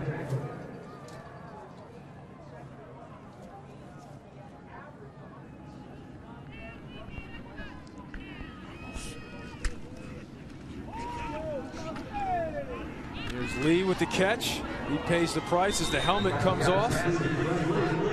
8-yard pickup. He'll have to come out.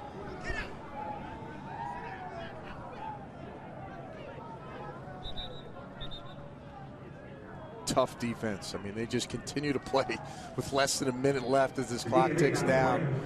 Really, that's kind of an exclamation point of what's been going on today in this game. They've dominated all day long. Now we have an official's timeout.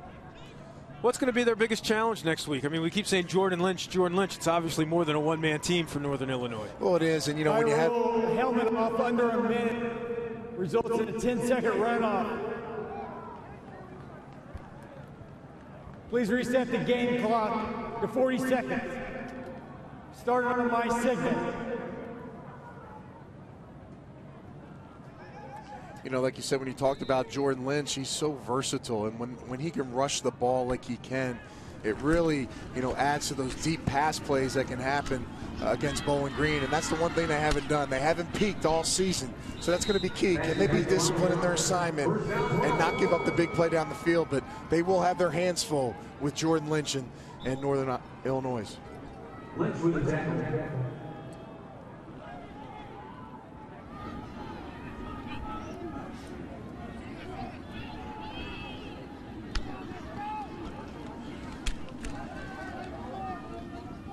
Here's Ross in the middle of the field.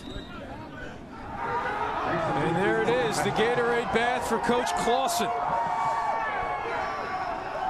It certainly could not have warmed him up, but he'll take it. And it's over. Bowling Green with a dominating second half performance on the road against Buffalo. Wins it 24-7. They capture the MAC East Division title, and they will move on to Detroit to take on number 14 Northern Illinois and Heisman Trophy candidate Jordan Lynch. Jeff Quinn's Bulls suffer their 4th loss of the season, but Bowling Green now wins the division and moves on to Ford Field next Friday night. Let's send it down to Brooke Weisbrod, standing by with Coach Clausen. Coach, you told me at halftime that anybody was capable of making a big play. What do you make of the 2 big catches Sean Joplin gave you in the second half? That's the guy I was talking about. He had a chance to make a couple of plays in the first half, and he didn't come up with it. In the second half, he was huge. Defense was awesome. Really proud of our football team. You've been known for turning around programs. You've done it here again at Bowling Green. What will it mean to you and the program to play for a MAC title? We're thrilled. It's first time in 10 years. Our goal is to get to Detroit, and then once we get to Detroit, we want to win. So, again, I'm proud of our football team. We'll enjoy this one for a day and get to work on Northern tomorrow. Congratulations. Thank you. Eamon? So he's given himself the 24-hour rule. The Falcons go into Buffalo and win the MAC East title. Coming up next on ESPNU, college hockey. Let's send you to the studio for an update on all the latest action. Here's Dari Noka.